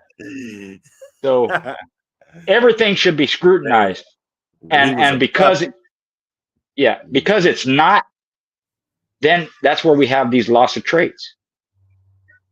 That's where you get allergies. That's why you have thin-skinned dogs. You lose durability and constitution. You lose intelligence. If you ain't testing them in some manner, some way, some shape or form, you don't know. So you don't let your eyes fool you. You have to go through the process and see. If you want to say a pit bull can outrun a greyhound, not in 15 or 45 seconds it can, I guarantee you. But maybe over a mile distance, yeah, they might be able to. 2 miles, yeah, a pit bull might win the race. But if it's a greyhound race, ain't no pit bull gonna, not even close, dude. That's why they don't have pit bull and greyhound racing. And I get it when people say, the pit bull is very versatile and can do all kinds of shit. That's true. But they're not expert at anything. They're just able to do the work or do the sport. When I see a catch dog, and I'm not a hunting person, when I see catch dog, the ones I've seen, the best ones I've seen were the ones that go out and catch the hog either on the ear, top of the head, or the muzzle. And they hold the hog down. They're not shaking it. They're not trading blows with it. They're not fighting it. They're not moving around a lot. It's a waste of energy. And he may not be able to go out and hunt a second hog that day because he's too fucking tired. So the ones that are smart enough that really know how to catch, those were the ones I would be hunting with, and those are the ones I would be breeding if I'm breeding catch dogs. Not everything is everything. And just because he can catch a hog and he's maneuvering around and backing up and shaking and all that, to me, that's not a good catch dog. They want to use their weight on top of the hog. They want to hold him down and make the hog get tired and move around as little as possible and control the hog. Sometimes it takes two dogs in unison to do that. That's great. But I've seen catch dogs trade with the hog. They're going shoulder to shoulder with the hog. And the hog taking a shoulder hold too, man. They're shaking it out, both of them. That's not a good catch dog. Now, it's good in terms of usually the hunters are close by. They get up there and they grab the back leg, throw them down, hog like that. But as far as the catch dog act itself, that's not preferable to me. When you see a dog on a raccoon, the best places for the dog to go is the throat, crush the skull, or back of the neck. They go into the chest, they're going to take damage. They grab the legs or the side or like that, they're going to take damage, which limits their hunting ability. Because now their face is all cut up and you got to deal with that. And I've seen pit bulls that were good in the box and they ain't worth a shit hunting a coyote or catch dog or hunting raccoon. They ain't no good at it. That's where you need that killing instinct, and a dog has to be intelligent enough to know where to go to dispatch that animal as quickly as possible without sustaining a lot of damage. So yeah, they're versatile. They can do all kinds of shit, but are they good at it?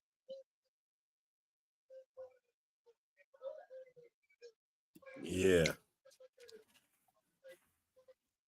It makes a lot of sense, though. I'm just saying. Let me see. Himmy James, Mike Dan. Now, we had a good cook up today. You know, I like to switch it up sometimes, you know. Oh, it's good. We got to switch it up, man. We got to see where everybody's head's at, you know, see if we could. Because, I mean, yeah, we could all use the dog knowledge too, but, you know, about some of these issues. What we really need to be doing is more important, you know, and that's family, building together, family, you know. Yeah. Some of the and like you said, you know, being able to have a conversation even when we don't agree with each other. Right. That's all right. Yeah, we ain't falling apart. I might learn something from somebody.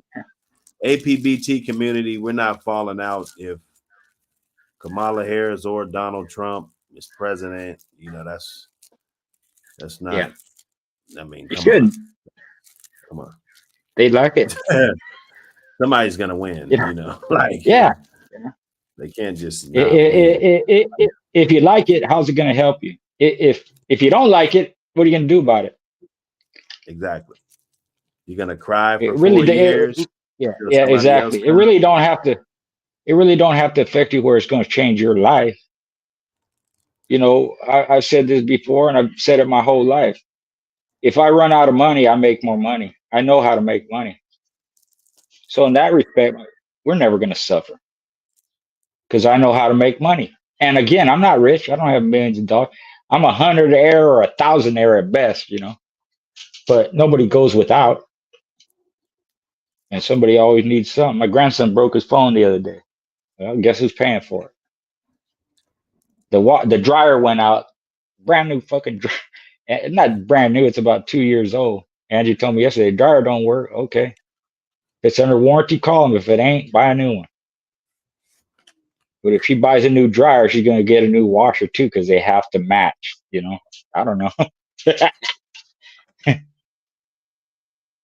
me see. So, yeah, let's get some closing remarks, Schoolboy. Yeah, thanks everybody for something they could use, some news they could use. Okay.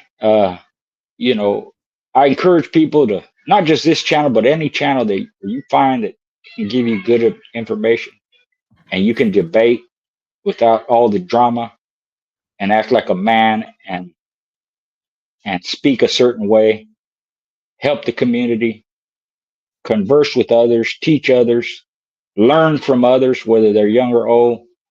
Those are the channels that I'd be following, I'd be paying attention to, I'd subscribe to. In my case, thanks everybody for subscribing to my channel. All the purchases, books, sticks, shirts, Sporting Dog Journal, all the registrations. You can get a hold of me on Facebook Messenger, Instagram, or my email, richardjschoolboy60@gmail.com. And, you know, you guys see me here frequently. That's because I have a lot of respect for Buck and the channel and the members, the panel, the guys that he has on there. Some of them I know, some of them I don't know. I've listened to people here that I didn't even know who they were, and they make a lot of sense.